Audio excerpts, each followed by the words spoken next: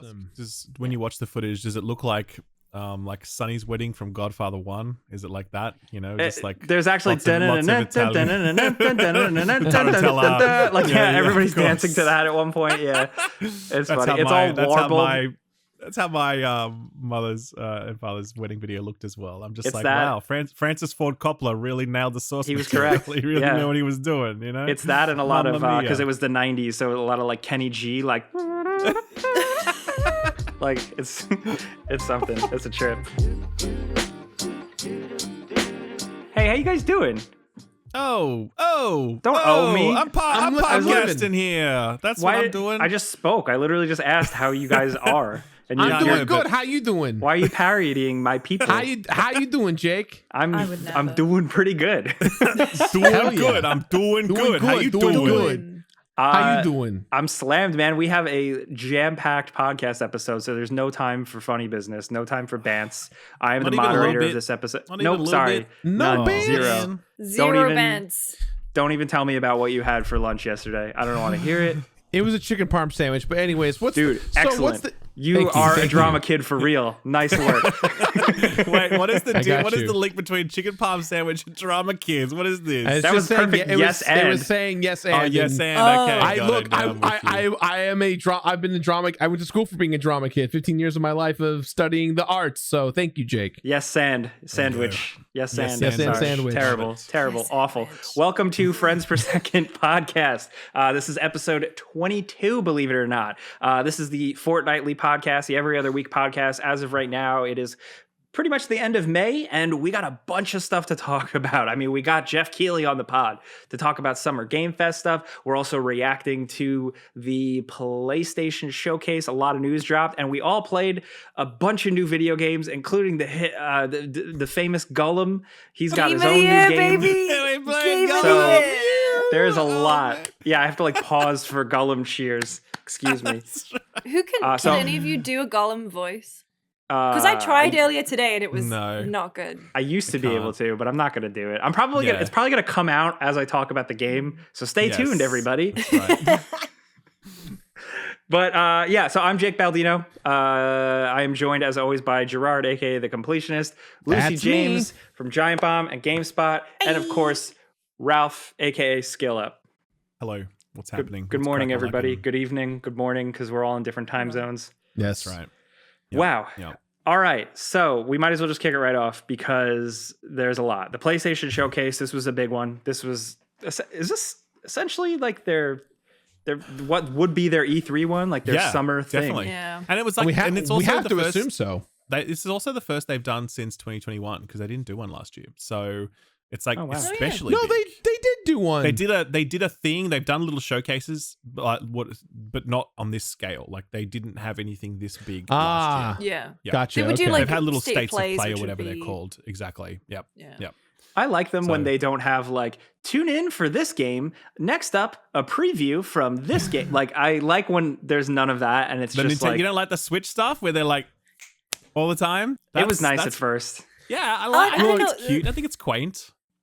I wish there was a middle ground though, because I feel like if I had to see the PlayStation symbols, that little graphic that they used one more time, I was like, some graphic designer made that and PlayStation's like, okay, well, we paid for it, we gotta use it. I personally just like hearing Jim Ryan's weird accent. Is this such a weird? Fuck you! It is though. It's like it's No, so it's like British, but it's weird, right? It's British No. but weird. It is. I It am- is, There is okay? something there. No, It no. is. Lucy, That's explain. no. He's from the northeast of England. That's my real accent. You do not sound like that, okay? I don't know what This has is a what's fake happened to you since you voice. reached America, but I'm sorry. No, He I- sounds weird. He is from the northeast of England, and so he will sound like this because that's how we all talk. We all have like a weird accent where we mispronounce every vowel. I think I don't know where he's from. As Lucy, an but Australian, I like- don't know anything about that. Look, Lucy, there's only one of two options. One, you adopt to your old dialect, or two, you just become American. So there's no middle ground. Them's the The rules. problem Them's is the rules. when I moved to London and I worked for a TV company, they were like, ooh, you can't have an accent because people are not going to be able to understand you when we send the feed out. And so I took in the accents of people around me, and I became like London generic, and then I moved to America, and I've become a mess. But you still sound very British. Like, Yeah. you're unmistakably Very British. It's like there's some like one thing I really don't like is Australian content creators who start taking on an American accent. It pisses me the fuck off so much when I watch it. Call I'm just them like, out. oh, Call them no. out. I want to Oh, hear yeah. them. I gotta I'm hear not this. calling them out, but there are some, and I'm just like, that is not how you talk, mate. That is not it at all. They do it. They know. I They know. changed my voice for the masses, unfortunately. Do you kick? with- you get you with tune down the Bronx. With Mario. Mario. I say Mario. That's what Mario is so everybody- much better. Mario. And how you say forward is different. Forward. Forward. Water, Forward.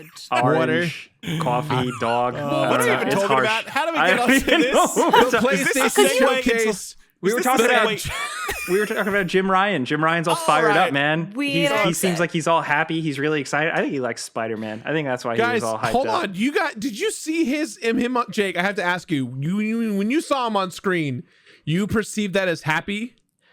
For Yeah. him, yeah. Yes, I agree. I agree. I Okay, agree for totally. him, Look sure, chipper. because he looked like he didn't want to be there. That's the vibe that I got. He just was.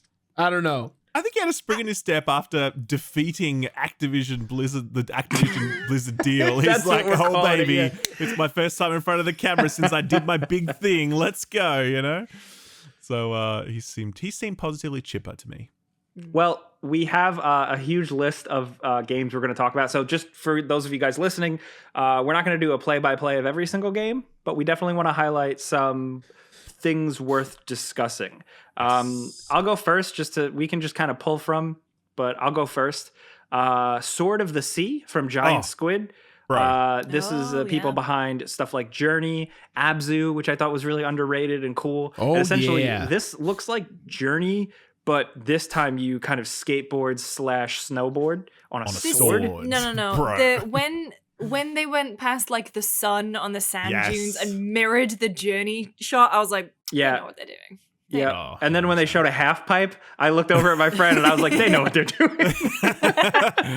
I was so blown away by that. Because I mean, Journey's obviously one of my favorite games. I don't think the music is very Journey-esque, but it doesn't seem to be Austin Wintory doing the soundtrack because they didn't list him, and I'm pretty sure they would have if he was doing the music. yeah, again. interesting. Yeah. But that honestly, the visual scape of Journey is extraordinary, and this looks to just they just basically like, let's do it again, but on a skateboard, and I'm like, absolutely, let's do that again on Yeah. a skateboard, you know. So I was so pumped to see that. That was. I'm just definitely- curious. definitely. Sword implies there might be combat. Maybe they're getting away with just riding on a sword, but I don't I think wonder if so. there's going to be combat. I don't need combat, but I feel like if they did do it, they would at least have some weird spin on it. Yeah, no, I reckon they would just not. I reckon they're just like, nah, this sword is a skateboard. That's all it needs to be. That's you good. know? Yeah, honestly, all swords do need to be is skateboards. Yeah, that's it. No, but that was very special. I Yes. thought I was very keen. Gerard, you want to hit us with one? Oh man. Look, this is one that I think is just super exciting to me. Maybe only me. The Plucky Squire. Oh, dude. I love Devolver. I think they're a great publisher. They generally make phenomenal games. The Plucky Squire, for those guys who don't know, it's like a storybook game where you're playing as the titular Link character in this universe. But then sometimes you have to get out of the game and 3D wise start traversing all over like the player characters like room and toy set and stuff. And I'm a sucker of games within the games, and this is I saw that and I was like, that's a Gerard ass game. I knew right away. Yeah, I was like, totally. this is for me. And that was probably one of the most exciting things for me personally out of the showcase. It was nice to see a lot more of it because they had announced it and shown it, and then everybody was like, wait, and then we haven't heard anything. So to see a lot more, it seems like they're really going for it. And like these concepts have kind of been done before, but the way they're doing it, like, goddamn. Yeah, Yeah, it's like, man. 'cause obviously Tunic found such massive success because they're like, let's take Zelda, but just do it slightly differently, and really do it properly. And this seems to be kind of similar in a weird way. Like, it's like, let's take some of the fundamentals of the Zelda experience, but then put it in a storybook. And you're like, yeah, that sounds rad. Let's do that, you know? Isn't So- it funny how like games are full circling themselves in a way? Like yeah, Tears of the Kingdom is nothing like the original Zelda. yes. And yet there are now games that are like, hey, we made a game that's very close to the original Zelda. yes. And they're just splitting it, but it's both games are still great. They're still doing their thing. I love it. So true. So true. I was very interested to see the reveal of Fair Games, which is the one from Haven, which is Jade Raymond's studio.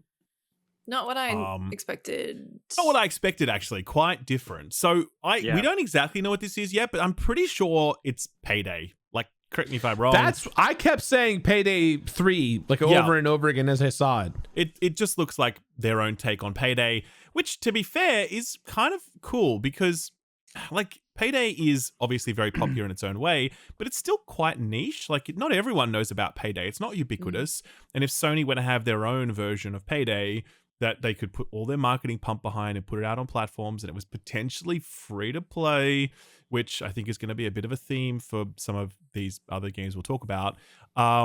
Yeah, like that's a thing, right? That's interesting. But like the art design looked cool. I mean, there's obviously all these funky abilities you can use to whatever, but it's a cinematic trailer. We didn't see any gameplay. It's just sort of proof of concept stuff at this point. But I'm open to it. Yeah.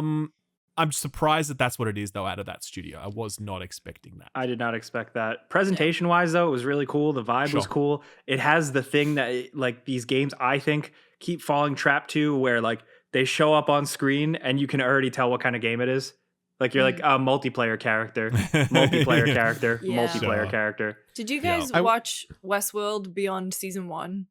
Yes. Yes. Did you watch Season 3 with Aaron Paul? And there was and this is the first thing. Like, first of all, I went Watch Dogs and I went Payday, and I was like, oh, in Westworld there was an app. I think it was called Rico, and it was basically, if you were a criminal, it was basically Uber for crimes, and it would give you crimes to do, and that's immediately what I pulled from this, because even the aesthetic of that app was this, like, the hacker take what's yours kind of stuff. So before we dive even deeper, I think the fascinating thing about this showcase was that they started out with a few titles that were also going to PC. Yes. Like and that and PlayStation Studios games. Yes. Yeah. Exactly. Not just like, oh, it's also coming to Xbox, which most of these games are. I think Xbox got a little cheeky tweet about them going into Xbox as well. But I just thought it was so fascinating that I was like, oh, PS5 and PC right on the bottom, which I guess means that PlayStation's trying to really get their games ready for the PC market well. Well, actually, it means something else as well, because PlayStation have in the past said that if a game comes to PC at the same time as PS5, it means it's a live service game. That's what they've said their strategy is. That their single player strategy is going to remain console exclusive, console and then PC later. But they've said specifically for live service focused titles, they will ship them onto PC at the same time, right? Now that I did not know. Yeah, so that I think is a big running theme of this showcase, because obviously Fair Games is going to be a Payday sort of thing, I'm guessing, and that obviously can be live service fodder. Easy. Helldivers 2 was one that is also listed for PC. I could see how you could potentially make that a live service. It wasn't before, but I guess it could be now if they wanted to be. That's kind of concerning if that's what they're going to do with it, but okay. Obviously there's which will one of the biggest surprises of the entire showcase was Marathon from Bungie. Oh yeah. And I don't know, maybe we can talk more about that later, I think, because there's lots to say on that. Was there any other first-party Sony stuff? Concord was from Firesprite. Yeah. Yes. This is another Sony-owned or Sony-acquired studio. That's a PlayStation Studios. That's 2024 for PS5 and PC. So same thing. They're definitely showing what they had said that they want to pivot to live service games, and we're seeing it like pretty out front right now. Big time. And I think Because Concord, they didn't really show anything off either, did they? It just showed No. like some No. stills of like a hamburger or something, and then just a logo reveal and some voiceover, and that was it. So we got I was no like, idea nice what that pre-ordered hamburger. Yeah, right. Like that Contraband game where they just played the Steely Oh, Dan yeah. song, and everyone's like, "Oh, Steely Dan! I'm in. I'm 100% in. Let's go." So yeah, but yeah, I think that is the biggest takeaway from this showcase. Actually, is this is the first salvo in Sony's live service push. You know, because what did you see in terms of single player first party games? Did we only see Spider-Man first party single player? First party, yeah.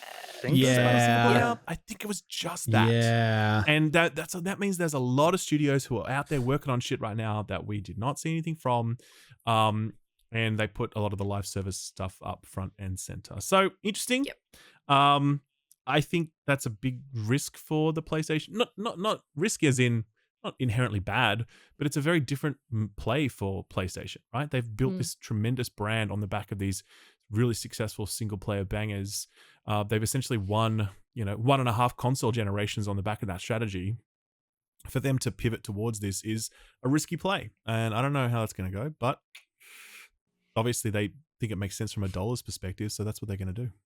Should have just made Fortnite 2. Yep, absolutely. That would have sold. Make that a PlayStation exclusive. Done. No problem. Easy. There's the next 2 console generations finished. Yeah. No one will complain. What did you guys think of Helldivers, by the way, going to third person? What's your vibe on that one now? I never think it played looks cool. So Yeah. it looked I never cool. played the very first one. Starship Troopers. Yes. vibe. That's what I was saying. I thought it was I loved the little like That was great. jokey, like, is this ever happened Yeah. to you? Yeah. That was good. It understands what it's trying to satire or to parody, and yeah, I think it's I wasn't too impressed with the gameplay stuff, but the aesthetic and the idea of what Helldivers is exciting to me.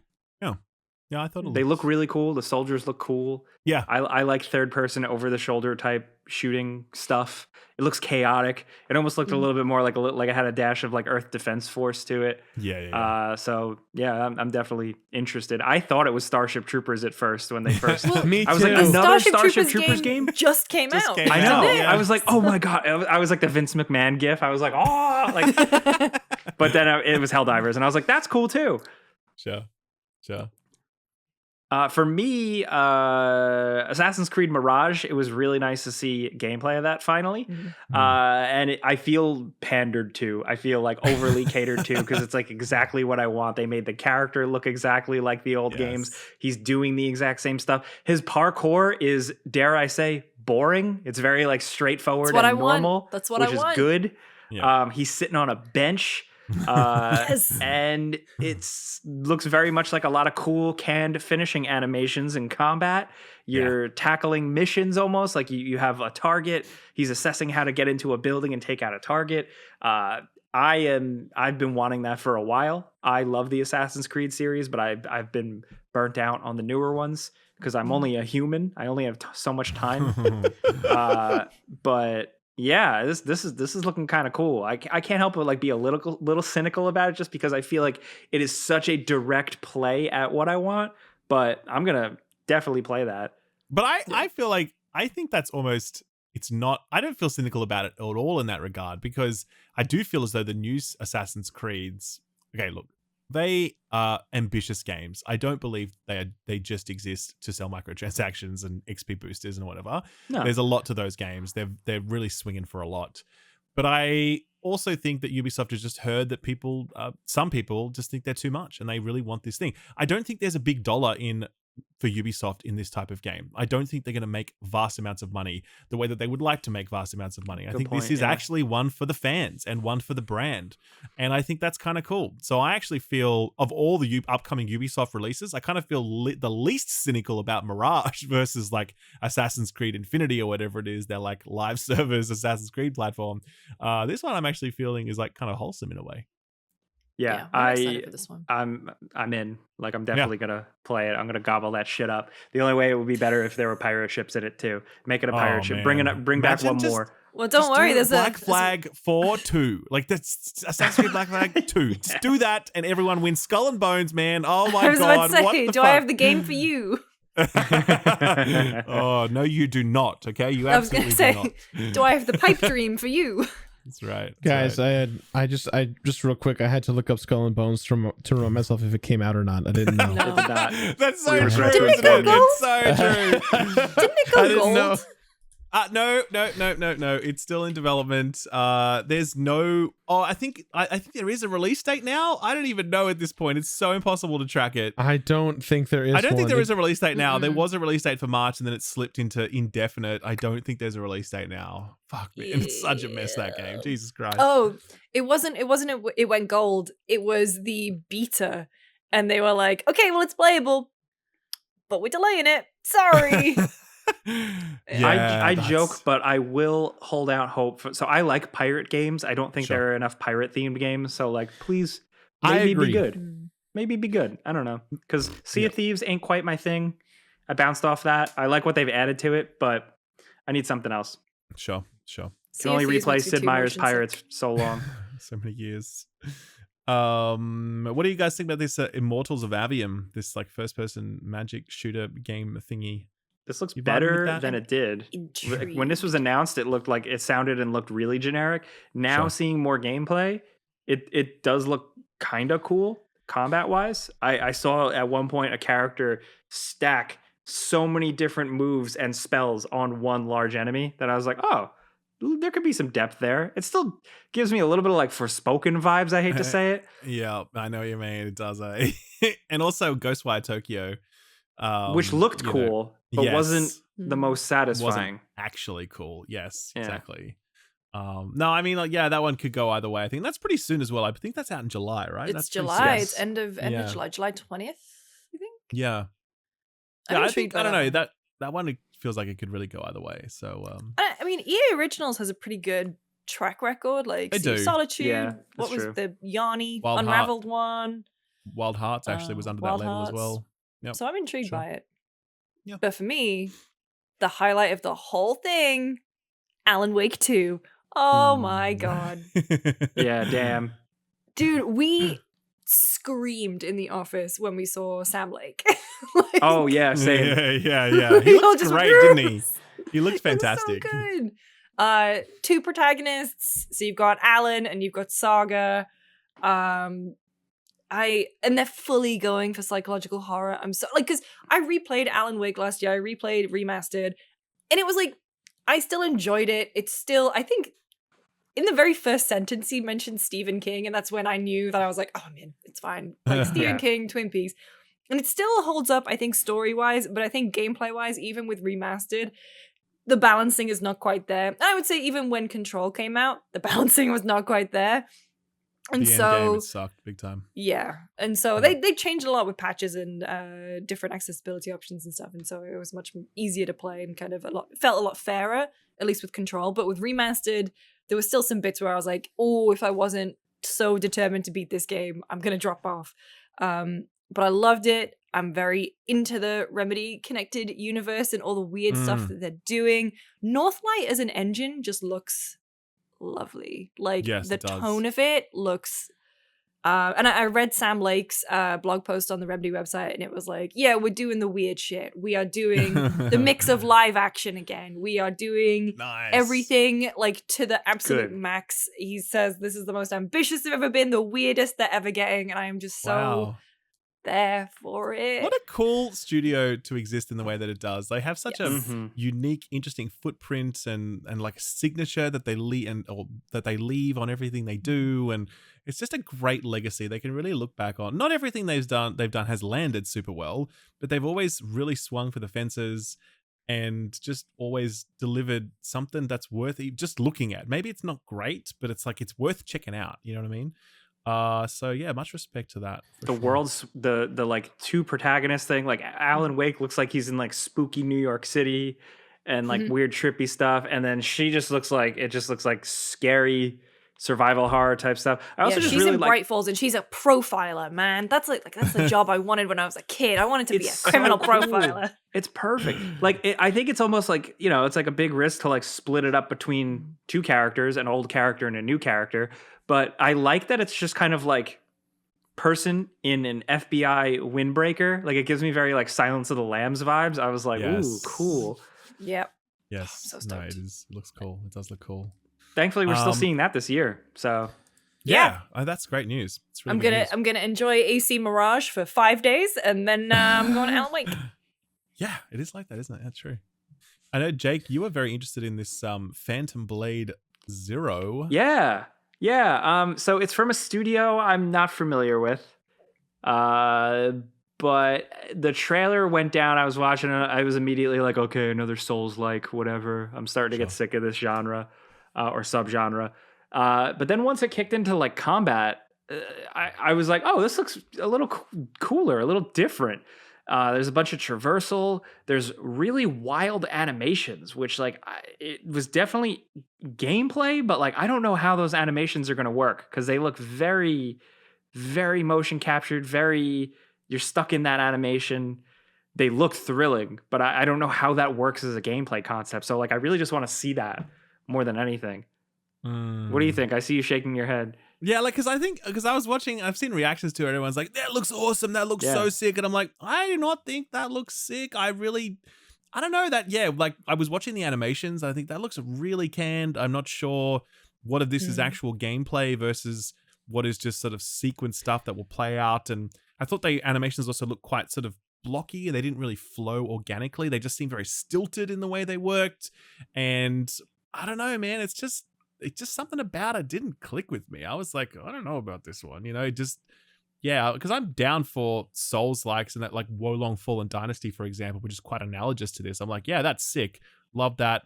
But this one, I'm just like, oh, I don't know, man. So I'm not saying no. I'm just saying I'm definitely not all in on this one, especially not compared to other people where I've seen a lot of positive buzz and people, it seems like, they're all in already. Yeah, it's definitely for me curiosity. I'm just like, how is that? What, like, because it almost made me go, maybe it's less of a Souls-like, because I mean, if you're doing like a cool animation that like takes 4 seconds for the character to pull off, like you're not really going to get that type of gameplay. It seems like it would be more Ninja Gaiden than it would Souls-like. I would say that's a guess, but it does feel in that space more than Souls-like. Who knows? Yeah, hopefully they pull off. They're Chinese-based studio actually, and yeah, never heard of them before.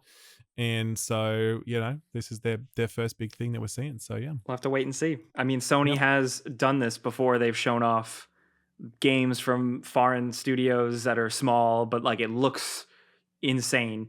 But we haven't actually gotten a lot of them yet to market. Yep. So sure. That Wukong, whatever it's Black called. Myth Wukong, and then there's that other one with the girl. That Ronin?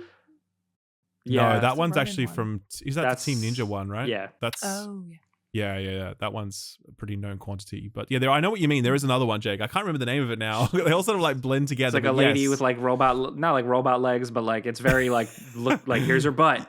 Like it's very like that was like the thing. Like that was what they were. Sure. You know, I'm not saying that. They did. No. Then there's this Square Enix game, Foam Stars, which was another one where as soon as the characters walk out, I go multiplayer. But it's about what they did once they started shooting each other.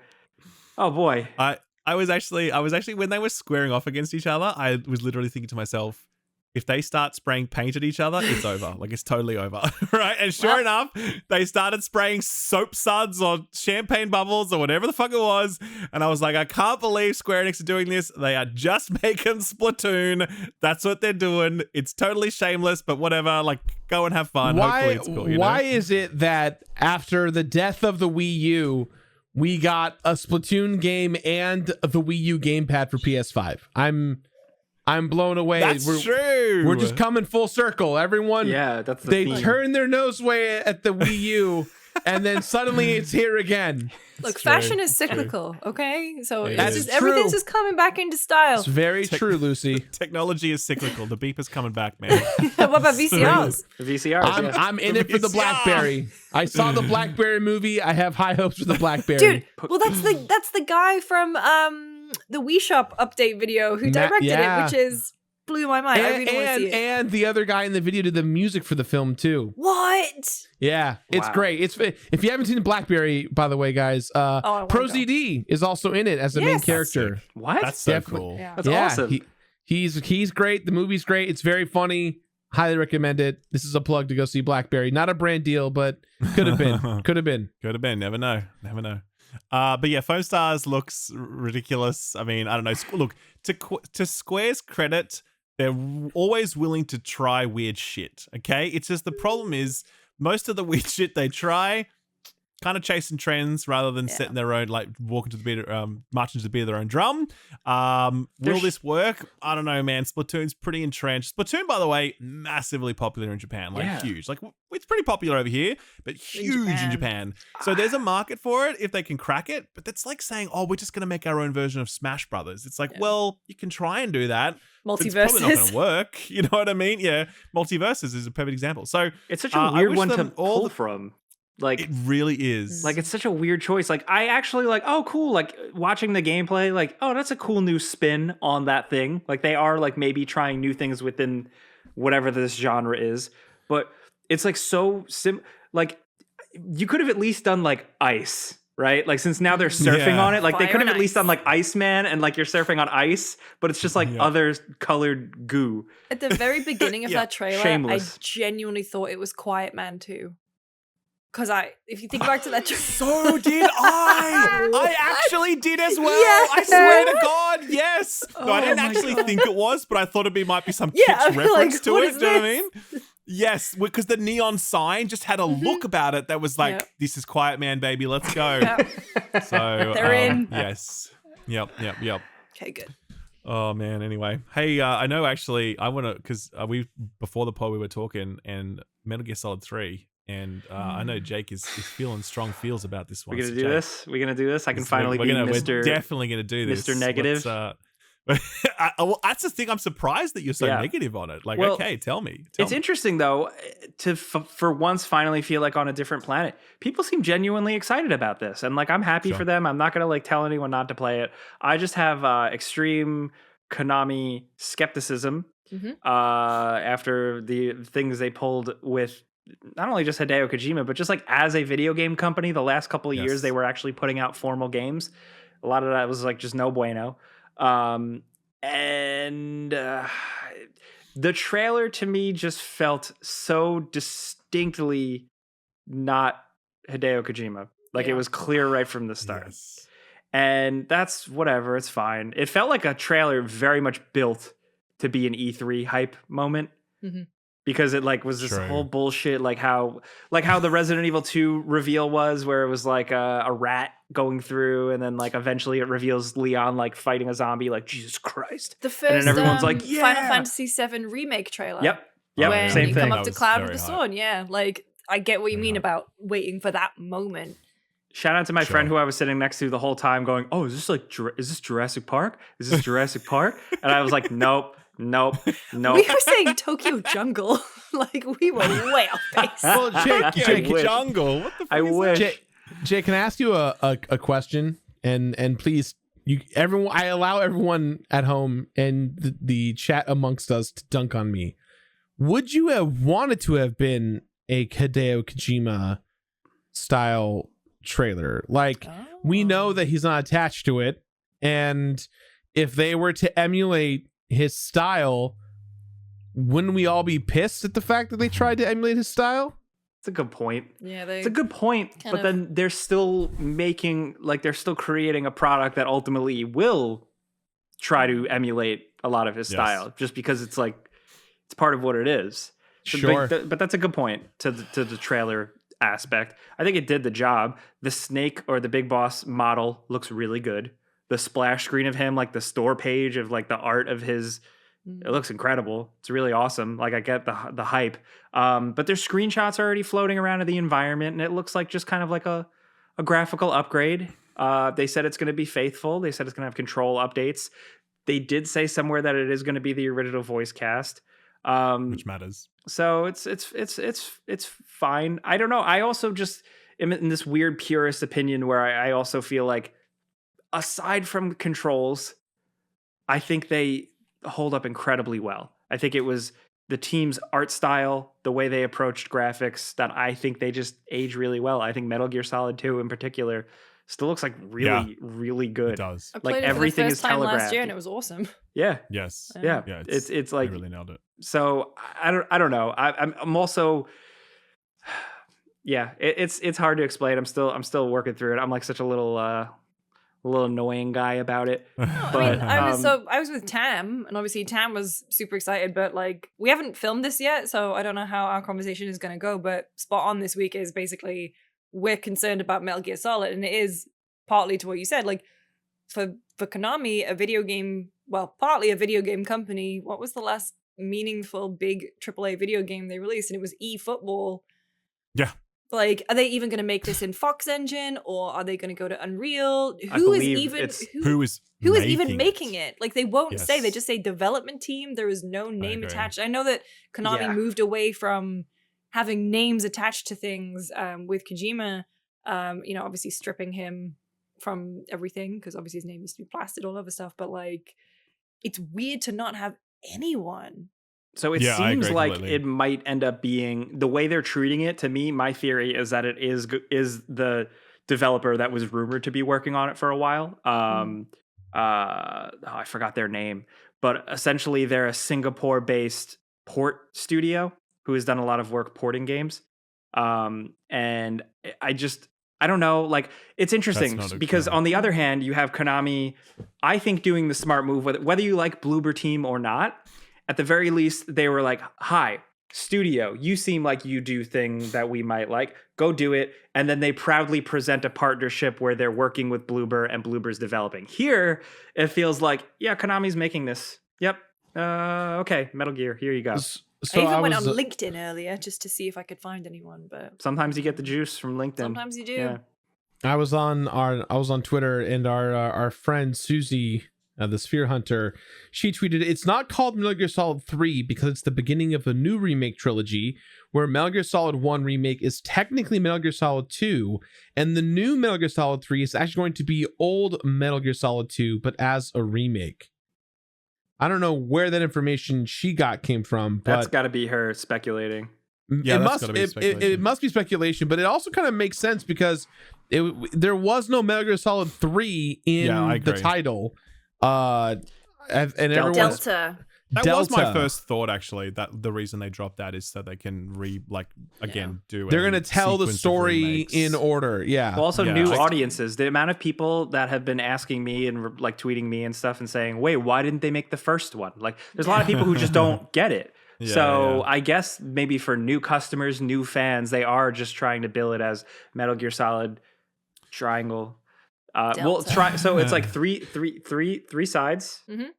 But also Delta, isn't Delta 4?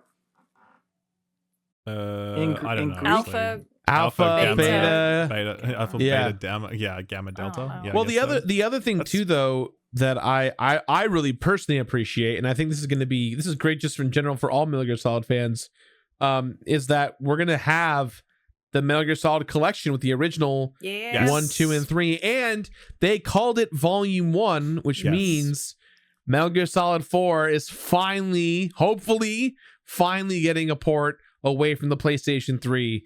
Please God.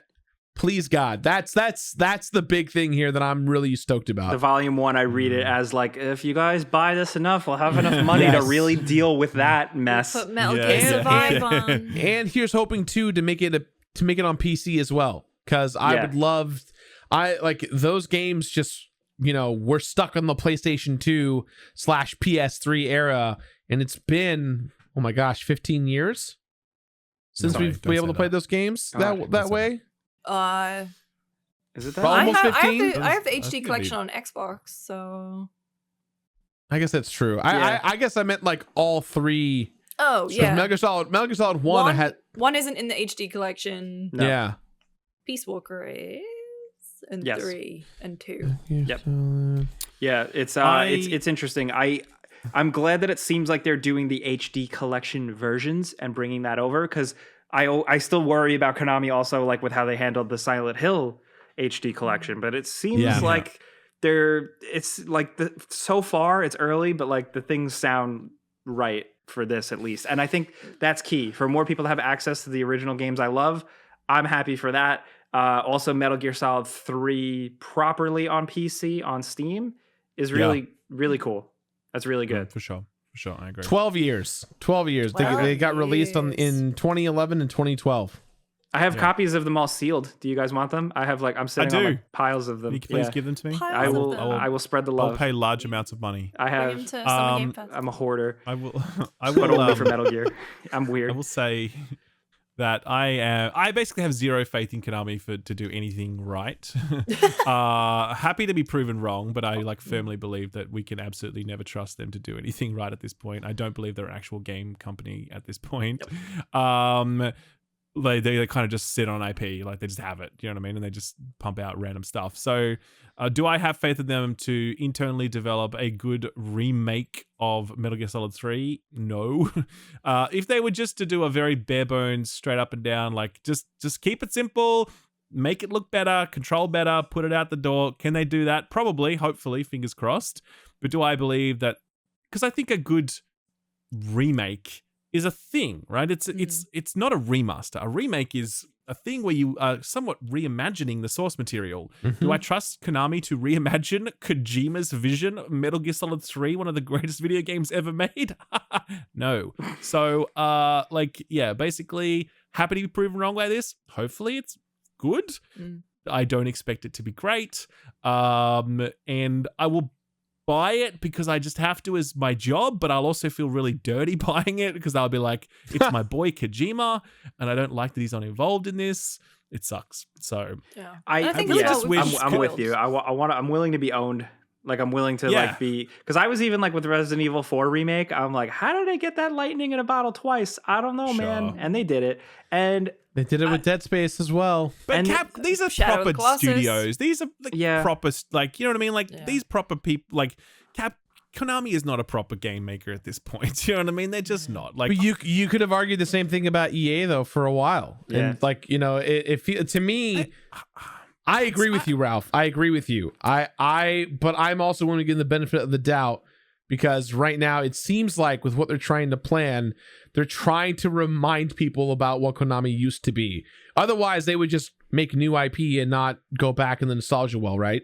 Like they're taking a huge risk by trying to revive dead IP, or rather their most popular IP, because if they fuck it up, that is the nail in the coffin. It is do or die for them. So if they fuck it up, then yeah, this is it. There is no like middling ground with them anymore.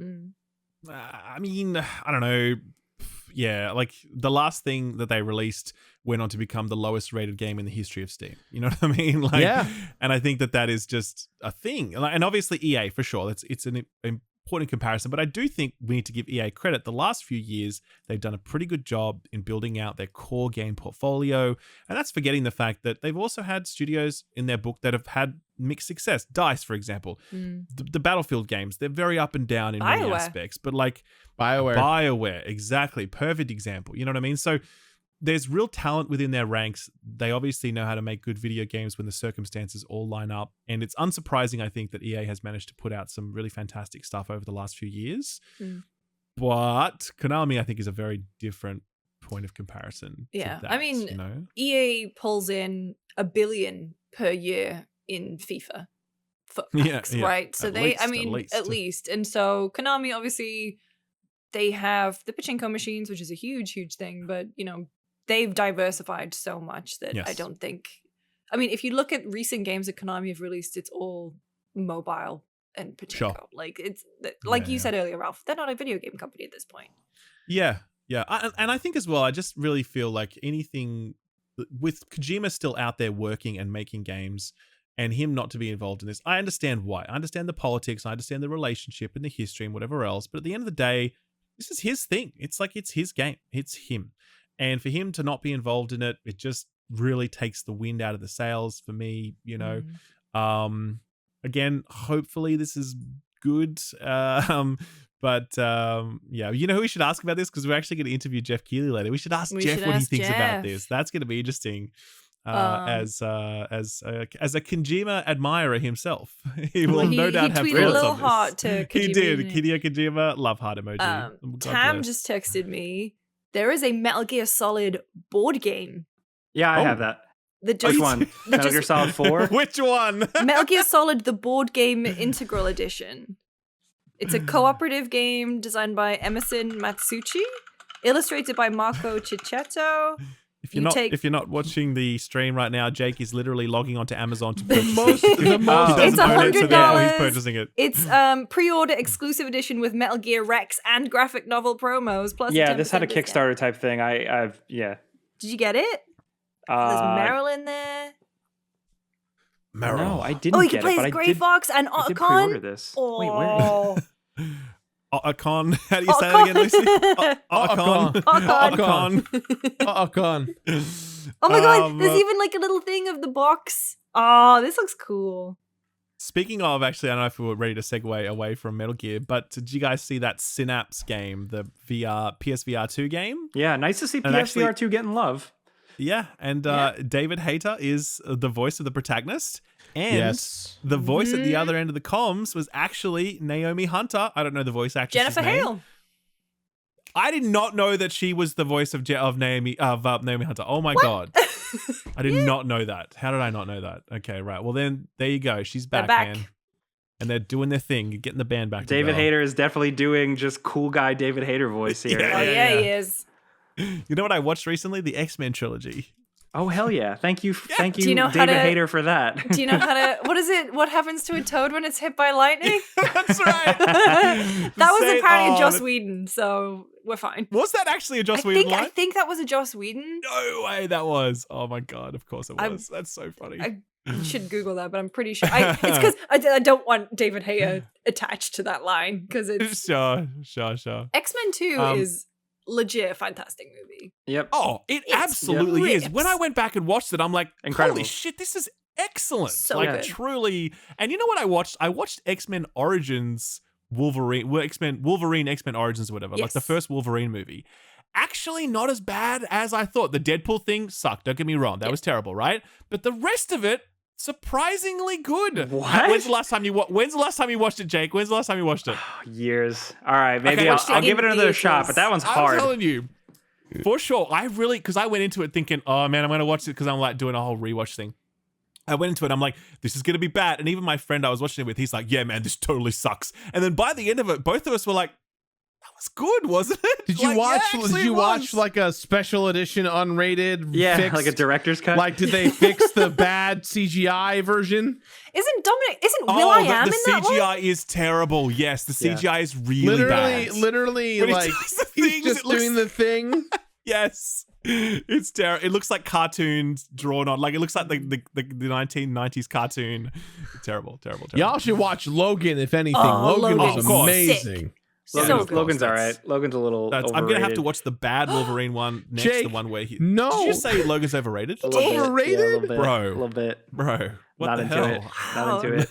I This know. is the end of the Friends per Second You should put- podcast. You should put that out as a video, Jake. See what happens to the comment section. Yeah. They'll Yeah, that's turn bad. you. I've alluded to it once in a while, and people don't like. I'm like, hey, I love Wolverine, but then yeah, okay, no, don't get me started because nobody fucking went and saw the Wolverine, which is actually pretty mostly good. Like I never saw it. 75% of it is really incredible. And Which one's that? That's yeah, There's exactly. the sequel to Origins.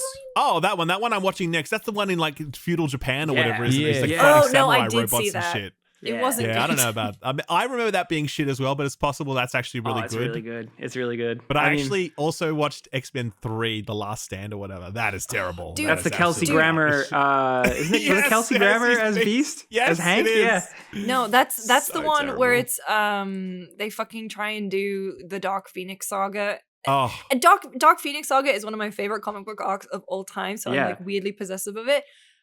They just cannot. They cannot get to grips with the fact that that girl could eat a sun. She eats planets, right? And then in the fucking movies, every time it's like, ooh, she's just Jean's not feeling so She's good. Jean mean. feels She's a a bit- little bit evil. She she's ate a a bit planet moody. and ate 9 billion people. Like, no, leave Jean alone. They tried it twice. They did it with like the Sophie Turner one too, right? yes. Yeah. And that was even worse. That was worse somehow.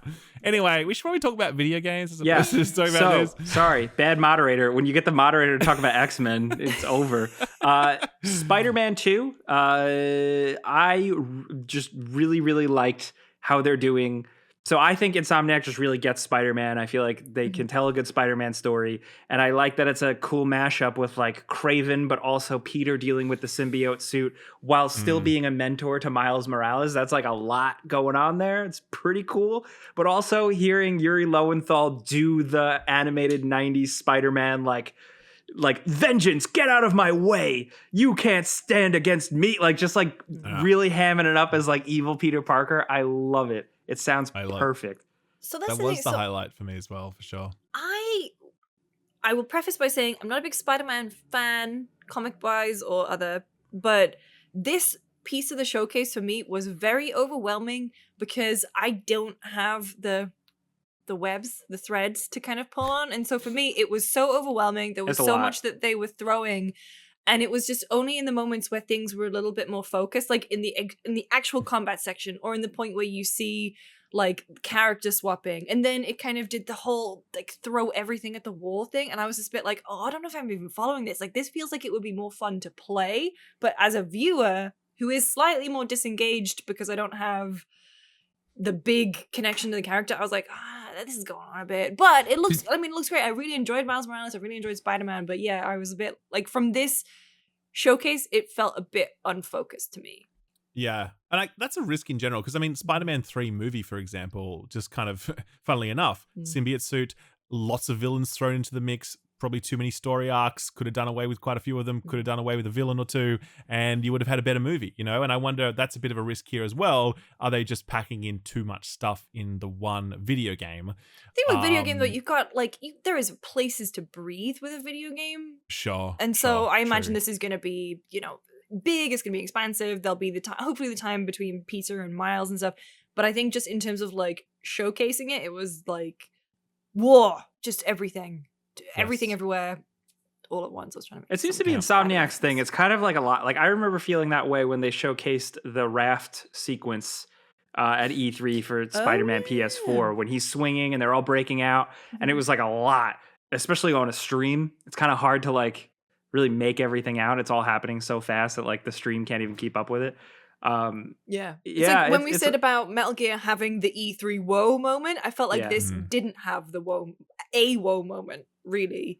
It was like a lot of cool stuff that I was interested in playing, but it didn't have like, oh shit, this is the thing that's really going to differentiate it from... The character switch it seemed like they were, like, it didn't really tell me how it works. Yes. I was like, if it works altogether, whether it's pre-scripted or not.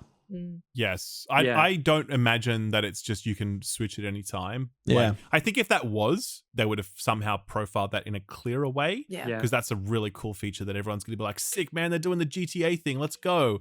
So I feel like that's pre-scripted, but again, who knows? Like, still technically impressive because it was instantaneous. Sure. Yeah. The power of the PS5, baby. That's right, man. But I mean, Miles has like the wingsuit now. That was cool. He's like OP. There's like, he's got so much cool power. Juice. For me, the star was once again New York. I mean, it seems like now we're getting Brooklyn and Queens. Yes. To the east, which is very, very cool. Yes. You could see so much detail. Like, I get it was like we were looking at a different location, so it just feels different, but it just did seem overall way more detailed. Yeah. No, it looks sick. I think a lot of people were like, oh, it just looks the same as the last one. And I'm like, well, the last one was pretty fucking incredible. So okay, let's do it again. Like now you shoot. I'm not really instead of white ropes, you shoot black ropes. You shoot licorice. I'm like, I'm not really looking for a massive remixing of the Spider-Man formula. Like if they just have a different story, obviously with Miles incorporated into the core of it, and all new spectacle, all new sequences, and that runs for another 15 to 25 hours, then that is mission accomplished, man. I'm all in on that. That sounds awesome. Yep. Because the first game was just fucking rad. So yeah. Well, speaking of rad, the fact that Bungie dropped a new little nugget on us, Ralph. Oh man. Oh my god. I like jumped out of my seat when I saw two times. The first time when we saw the Bungie logo appear, I'm like, oh my god, there's no way that they are revealing this marathon, And then the helmet, right? Was it the helmet? So, no, the Bungie logo is what gave it away from me, right? because I knew that I was like, okay, this is their new IP, you know, because the art style really didn't give anything away before then. The art style that we saw was so different to anything that we've seen before. There was also rumors that this was actually going to be called Marathon, and if you look at old Marathon art style, it's not like this. So that was a bit of a like bait and switch in that regard. But it looked the art style just looked incredible. Like I just cannot get enough of how good that looks, and the music was just like, oh, whatever that is, I need to find more of whatever that type of music is. Give it to me. We did find out that is a PvP extraction shooter, which immediately makes people just go and they just like tap out, you know. I get that totally. It's not my chosen genre, you know. Do I imagine this is going to be like my main game to replace Destiny? Probably not, but I'm really interested to see Bungie spin on this, because they've been working on this for a long time. They've devoted significant amount of resources to it. PvP in Destiny is pretty much dead. And so if this is soaking up all the available PvP resources, then hopefully it's worth it. But, you know, I just have a lot of faith in Bungie as a studio to make really fantastic shooters. I think the vision they have for this in terms of its art style is already makes it something worth paying attention to. So yeah, man, I'm like very, very keen for this. With the caveat being like, we don't really know that much. So yeah. Does it for you guys pique your interest at all? Are you just like, I'm glad that exists for other people? As someone who fell out of Destiny and like never really like, okay, like, but appreciates Bungie from original Marathon, like I'm like, yeah. And like they're using their crazy art direction, they're using their crazy sound. So I was excited. But to hear it's an extraction type shooter, not as much. Sure. Do you think they'll ever do just kind of like a single player thing again? No. Because I just want to live in like a cool world that they create. Yeah, no, I don't think so. I think that I think whatever they do next will be something with the Destiny franchise, taking it somewhere else, because they've built such a massive foundation for that. And what that will be, I don't know. Maybe it's just more Destiny but remixed. Maybe it's just more Destiny full stop. I don't know. But dating sim, card game, please. I would tactical RPG RPG. date the hell out of Cade 6. You get to date Cade 6 because he is the one yeah, robot that has sex. Now that he's back. Yeah. So yeah, no, but I think obviously there's also the money side of it, right? Which is it's a big studio. They're now a first party PlayStation studio. They want, you know, they're going to want projects that are able to deliver live service revenue. That's what Bungie has done so successfully with Destiny. I find it very unlikely that they would ever go and do a straight up single player game again, given that skill set, given what Sony bought them for. I do not imagine that Sony would ever greenlight a strictly single player game from that studio ever again. I don't think that's necessarily a shame, by the way, in the sense that they could still deliver a great single player campaign, and that sits within a live service, you know. Mm-hmm. But are we ever going to get, you know, just a straight up single player game from Bungie? I don't think so. But anyway, speaking of Destiny, we saw the final shape, and Cade is back. Not gonna lie, I got emotional. What does the final shape mean? The final shape is it's very confusing, isn't it? It's actually the name of the next expansion. Right? Oh, okay. Yeah. Which, it's a very odd name, but that's what it is. And I was like, ooh, square. I don't know. Sounds like a Halloween reference. Is it? Deep cut. Well, They Michael call it Myers the is referred shape. to as the shape. Yeah. Oh, right. Shout out to Jimmy. Hopefully he's listening. So yeah, we saw that. It's a really big deal. Cade is, I mean, obviously anyone who's not really following Destiny doesn't quite. Well, get even Cade, I know who Cade is. Sure. And he was a fan he was favorite, and I remember the whole thing. Cade when died. And Cade died. spoilers. Yep, and it was a big deal. It was kind of the most important moment in the history of Destiny from an emotional perspective, and he was very much the heart of the game in many aspects, because he was like the jokester and the trickster, and you know, kept things light and whatever. And it was Nathan Fillion as well, who everyone loves. So you hear that he's back, but it takes on a special significance given the passing of Lance Reddick, right? Because Commander Zavala was meant to be there for that final shape journey, and he won't be now. And the fact that Cade is and Nathan Fillion is, like, it really does mean something to fans of the game. Definitely means something to me, you know. And so when I saw that, I was just like, that is very special, you know. So I'm very glad that he's back. It's very exciting, and I know Destiny fans are all pretty pumped about it as well. So yeah. Last before we go, of course, the surprise hardware announcements.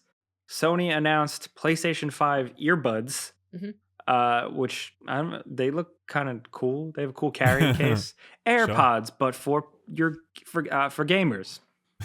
Right? I don't know. Yep. Is anyone Sure, gonna... why not? Yeah. Jim Ryan did say it works with your phone, so it's not just right. for your PlayStation. Finally, now everyone can know I'm a gamer when I'm out on the street listening to tunes. That's right, listening to the Metal Gear Solid 3 soundtrack. Honestly, Repeat. yes. Listen to Snakey. Boom, boom, boom, boom. And along with that, a official remote play handheld. The rumors were true. This is a standalone device.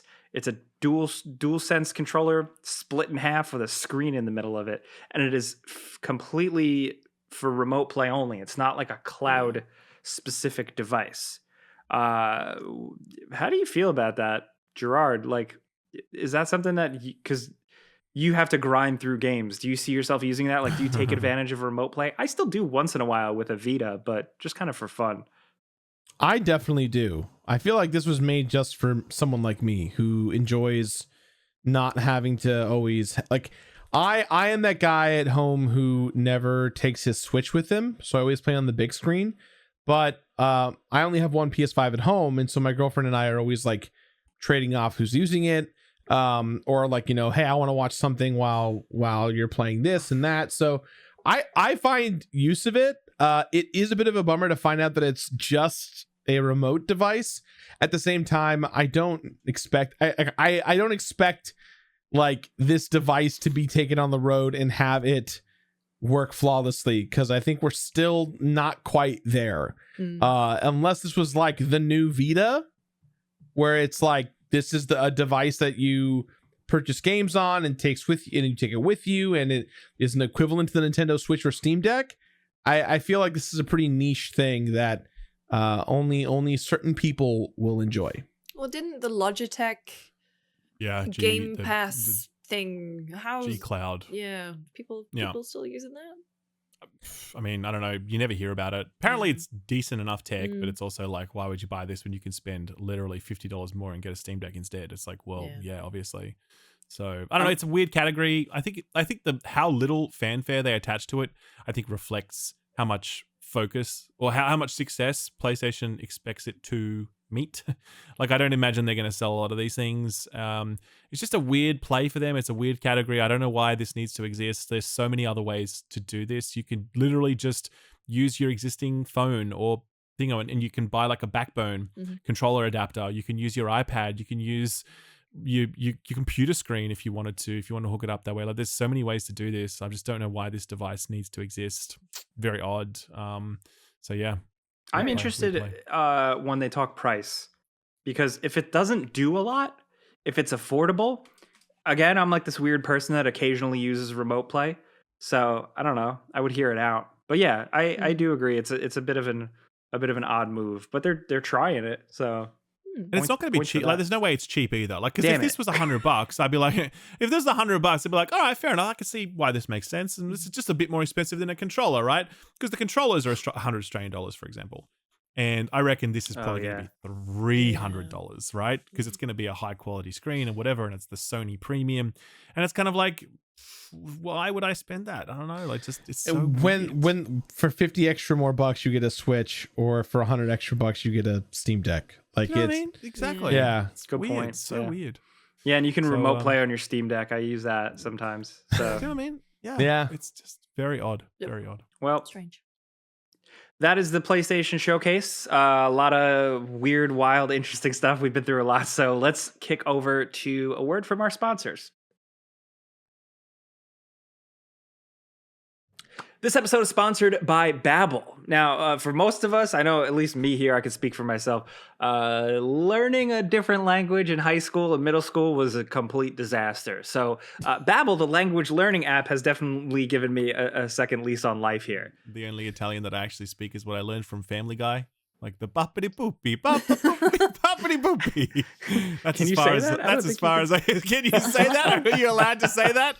Is that skit still allowed? I think it's still allowed, and as an Italian, I'm allowed to say it. We speak with our hands, but I can't actually speak any Italian other than the foods that my nonna used to give me. So Aw. maybe I could benefit from Babbel, to learn how to speak the language of my homeland. That could be nice. Yeah, it's very useful. 10 million subscriptions. It's good for when you're on the go, when you're traveling, because it's addictive and it's bite-sized. Aber ich habe Deutsch nach 6 Jahren gelernt. Wait, where did you learn to speak German, by the way? Was this a school thing? Learned it for 6 years. No way. Yeah, I did. Don't you think you would have learnt far more of it and been far better at it had you had the assistance of the likes of Babbel? Yeah, genuinely, because at one point when I was at school, my German teacher said, if you get stuck on a word and you don't know the German for it, just say it in English but with a German accent. Well, Babbel does not teach you that way. Babbel teaches you through a variety of different lessons, okay? And they offer a bunch of fun stuff like games, podcasts, and videos that just make it easy to learn from 14 different languages. So right now, when you purchase 3 months of a Babbel subscription, you'll get an additional 3 months for free. That's 6 months for the price of 3. Just go to babbel.com and use promo code FRIENDS. That's babbel.com, babbel.com, code FRIENDS. Ausgezeichnet. I'm a bad daughter. I recently cut my family off from my shit. Netflix. What? Oh, okay. Well, that's different. I mean, saying you cut your family off is like a big call, but then Yeah, that's huge. That's a big deal. from Netflix. From I'm like, okay, well, that's Netflix. less serious. Yeah. I was gonna say. Okay. I cut them off It from wasn't my really you that did it either. It was Netflix that did it. Yeah. I mean, you're not a bad daughter. It's Netflix that's a bad Yeah. company No. forcing you to cut your family off. If I was a good daughter, I would pay the $6 per household, but I'm not. enough. I spend a lot of money every month on streaming services. I have all of them, which is quite scary, especially because in America there's a million. But I also do use ExpressVPN because in my never-ending quest to consume content, sometimes the things that I want to watch are not available in America. And as a British exile/immigrant, there's a lot of BBC stuff that I want to watch that I can't. So I use ExpressVPN pretty much for the express purpose of watching BBC iPlayer and 4 on demand, because I just watched an entire season of The Great British Sewing Bee and I had a Good. great time doing it. And it I'm was glad. smooth, seamless. I used the VPN and it thinks that I'm in the Docklands back in London where I used to live. So I'm glad you I admitted changed- to that, because I was about to expose you for your British sewing bee fetish, but yeah, we were thinking maybe you'd keep it on the DL. But I'm glad you're just out and proud No. about that. Love it. Accept it. I am- We accept you. That's right. Thank you. I genuinely did buy a sewing machine. So I'm sure that's going to get lots of use. Yeah. Not just sit in the corner. It's already in the cupboard, Ralph. Don't worry about it. But yeah, so there are so many things on these online streaming services that are not available in every country. So I use ExpressVPN to get around that. It's so easy. Do it on my laptop. I just change the location and there I am. It's like I'm back in the UK watching Grand Designs with a glass of wine. I'm just doing There it are in also America security now. benefits, which is nice. Yeah. And then it's only $7 a month. So it's a win-win. Mhm. Yeah. So if you want to get way more shows and save money while you're at it, please go to expressvpn.com/FPS. Don't forget to use our link so you can get yourself 3 extra months for free. That's expressvpn.com/FPS. expressvpn.com/FPS to learn more. So next up, we're talking Overwatch 2. This has been in headlines for a while now, specifically because there was the announcement that Overwatch 2's big headline feature has ceased development. Lucy, can you explain this as an Overwatch person? As an Overwatch person. I mean that Tar with me respect. that brush. Oh, thank you. So Overwatch 2 at BlizzCon 2019. First of all, they announced, hey, it's Overwatch 2. This and the real thing that the 2 hinged on was the fact that there was going to be a PvE mode called Hero Missions, which is replayable, story-based missions. One of the key features was that, Overwatch heroes have a number of abilities, a set amount of abilities. In this mode, there would be a talent tree. You could spec your character in a certain way. So Tracer, for example, could have different ability. You know, I think there was one where it was like every time she would blink, she would reload or something, and you could build your heroes the way that you liked. This mode was gonna launch with Overwatch 2. Overwatch 2 has had a bit of a rocky road. You know, the fact that there was this PvE mode, the fact that they were shutting down Overwatch 1, the fact that they were going from 6v6 to 5v5. People complaining about a bunch of balancing issues. It's been rough for Overwatch. It's still a really great handling game, I will say. I feel it's still my comfort game. I still love Overwatch. Then they changed the release date to be October 2022, but they said that the PvE hero missions would come later. We went to Blizzard, Tam and I, last year, and we talked to Aaron Keller, and he was like, oh no, PvE will be coming as part of season pass content, because obviously it moved to free to play with battle pass system, and we were expecting it to launch in spring of this year, and yeah, we had the news last week that the mode has been canned. If you like, we had GameSpot, Tam did an exclusive interview with Aaron Keller, and a producer on the team whose name escapes me. Was the guy in the video that Jared made the announcement? Noise. Right. N-E-U-S-S. Noise. But basically, I mean, it's the classic Blizzard thing of, hey, this isn't gonna work, we don't want to release it. Overwatch, as we know, came from the ashes of Titan. You know, they were like, this game isn't good enough, we're not gonna release it. And they just felt like production-wise, they could not invest the time and resources that the PvE needed for it to be good enough by their standards. And if you read the interview, they were like, yeah, each hero is going to have 40 to 50 abilities. We're at 35 heroes now, which is, you know, that's just growing. And then they're adding it, they're trying to add a new hero every other season. So I totally forgive them for that. There is still going to be PvE content coming to Overwatch in Battle Pass. Like they have archives, they have a bunch of stuff. They have story arcs that they're going to introduce.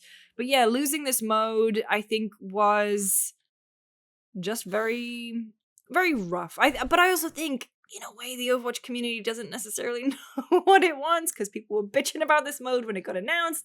They're bitching about it, that they're not getting it.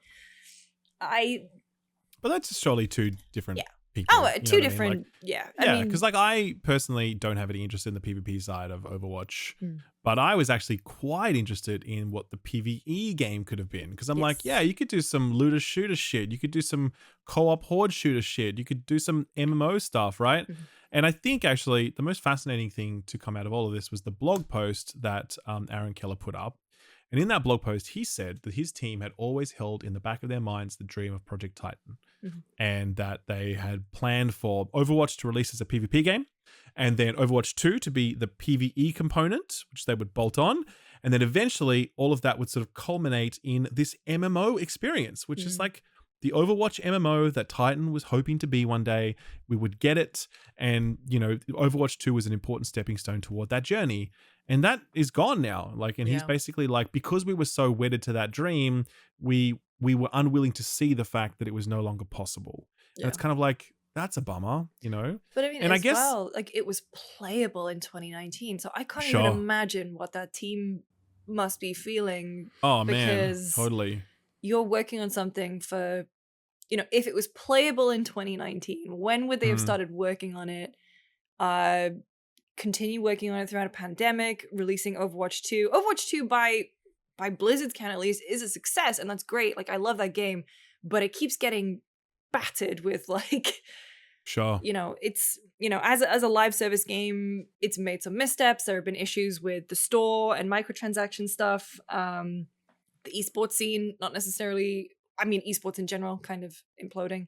But, you know, it must fucking suck. And, like, I mean, I'm disappointed just because I love Overwatch. Like, my desktop background right now is Diva still.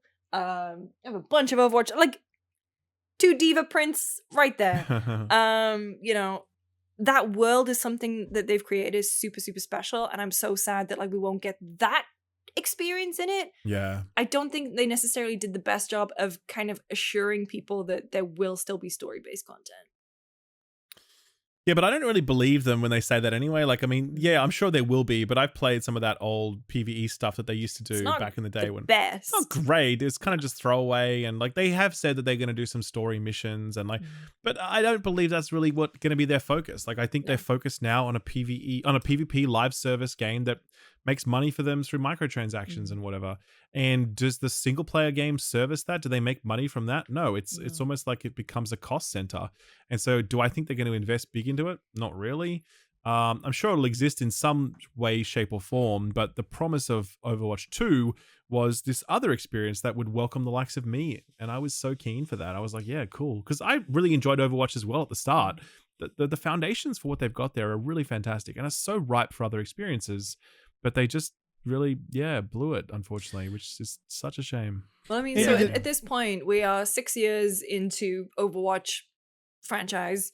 Even I, like, you know, dipping my toe in, I haven't played Life Weaver. I haven't even played Ramatra. Yeah, like, I'm still very much in the first 30 heroes, I would say, 32. I can't even imagine what that experience is like for a brand new player, because when everyone was figuring Overwatch out together back in 2016, you know, there was 20 heroes, but that's manageable, and they were set in certain ways. It's like, okay, I know that you're a damage hero, I know you're a tank, I know whatever. I wonder what that onboarding is going to be like. Are they going to introduce picks and bans? How do you get a new player invested in a game like Overwatch who hasn't been there from the beginning when everything seems so overwhelming? And that's, I think PvE would have been a great way to do that. Yes. Like, get used to the heroes, understand. I think crucially in Overwatch is understanding what the other heroes can do, like listening out for specific voice lines. I mean, if you keep the player base happy, that's fine. But how the hell are you going to introduce new people? I maybe this is a nuclear take and most a lot of folks, but I would be a lot more upset if I paid $70 and I didn't get this feature. The fact that the game is free to play, and the fact that they have, you know, kind of, I'm not surprised they canned it, because the launch of Overwatch 2 was not the greatest, and their content strategy was not the greatest, and how they've marketed Overwatch 2 overall has not been the greatest. So to me, like, I guess Blizzard's gonna Blizzard, you know, like it doesn't feel like there's not a lot to be gained from something that they probably weren't going to deliver on anyway. So it's probably best that they canned it. Otherwise, they would have gotten. We all would have been mad that the PvE was a piece of crap. And, you know, I guess we have to pick, right? Get a mediocre experience that is forgettable and we've been pissed about because that was the whole point of the game, or cut the experience and focus on resources that will hopefully rejuvenate and continue to fuel the economy that is people playing Overwatch 2. It's still a good game. I guess that's I mean my I'm not saying it's bad. Oh no, I know. It's bad. That's just my like cry to myself, because I mean, if I think about how much I used to play Overwatch, it was every day. In my head I was like, it's every day, bro, like that fucking Jake Paul song, Logan Paul song. But now, you know, I mean, I've got a couple of groups. We barely get together to play anymore. I played on Kind of Funny stream a few weeks ago. I still boot it up every now and again. I'm like, oh yeah, this still feels great to play. It feels great to play, but it's like it's not got its hooks in me like it used to, and that's super sad for me. It feels like I'm going through a very slow, long, drawn out breakup. That's a shame. That's my brother is a big Overwatch guy. He still plays it.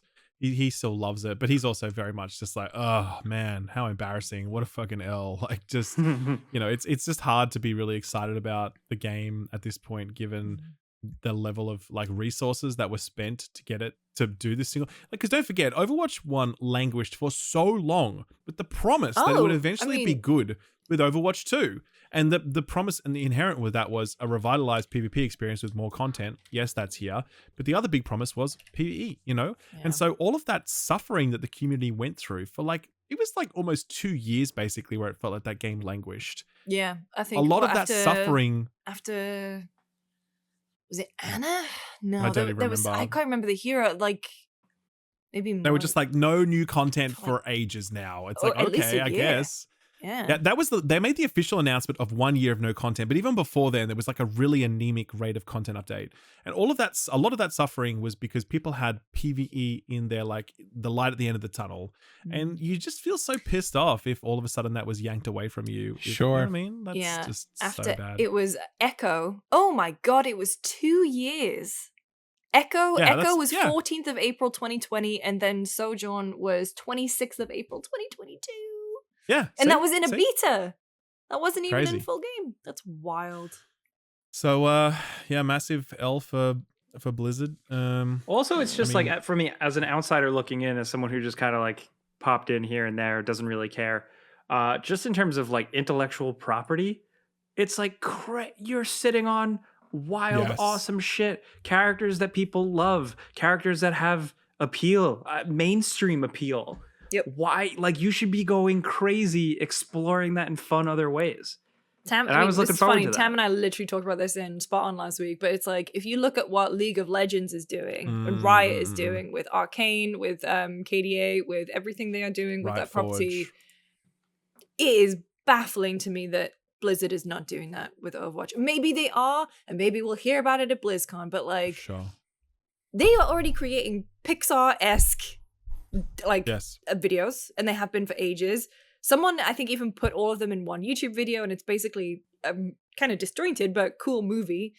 They have comic books, but again, you know, they need to be doing more. Like, where is the Overwatch animated show? Where is even a different game set in that universe? There's so much to pick from that's really cool, and it's just why does the sad. monkey know how to read? Why is the angel lady an angel? That's in the lore. But no, like, find out all those answers on 4chan if you dare. There's so much Rule 34.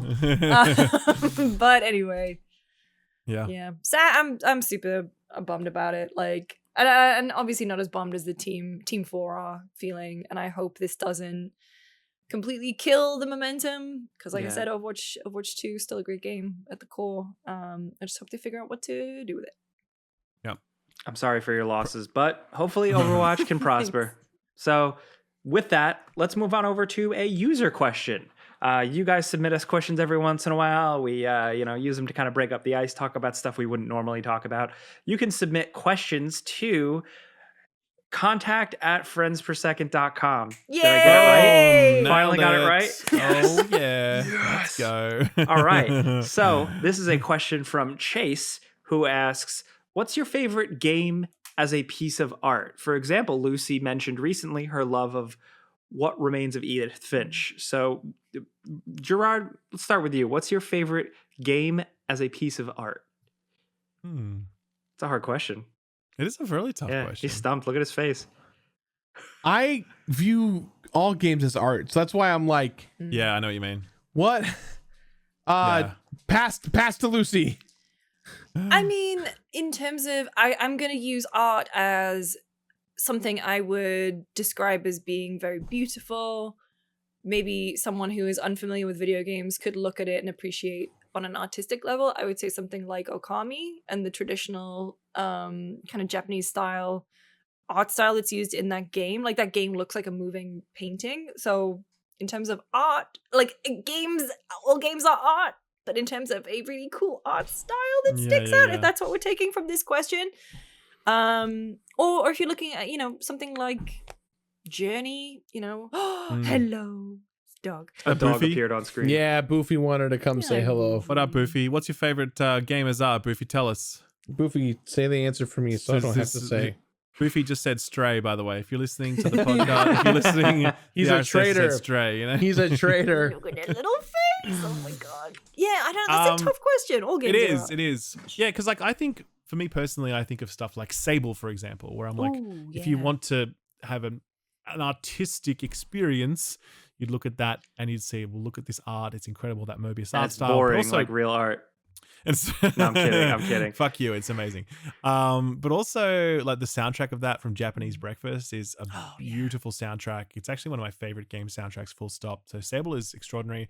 But then there's, like, say, Kentucky Route Zero, which is actually kind of like an art sort of exhibition as a video game, and it exists both visually and also narratively. If you want to like dig into both of those things and really understand what each scene is trying to say, that's a very, very artistic game. But then there's obviously stuff like Outer Wilds, and it's like, well, if you want to show video games as a artistic medium firing on absolutely all cylinders simultaneously in a way that no other medium can do, then you're like, well, Outer Wilds, baby. Like there's just nothing else like this. So it really depends on, again, how you define that question. But those are three that really stick out for me personally. So yeah. I think I would say Crazy Taxi. Yeah, of course. I mean, that's the first thing that jumps out to most people's minds. There's nothing else like it. It's nothing that it's just this weird thing that exists. It is like a Jackson Pollock. You're like, is this pulling my leg? Is this derivative? What is this? Yes. But there's nothing else like it.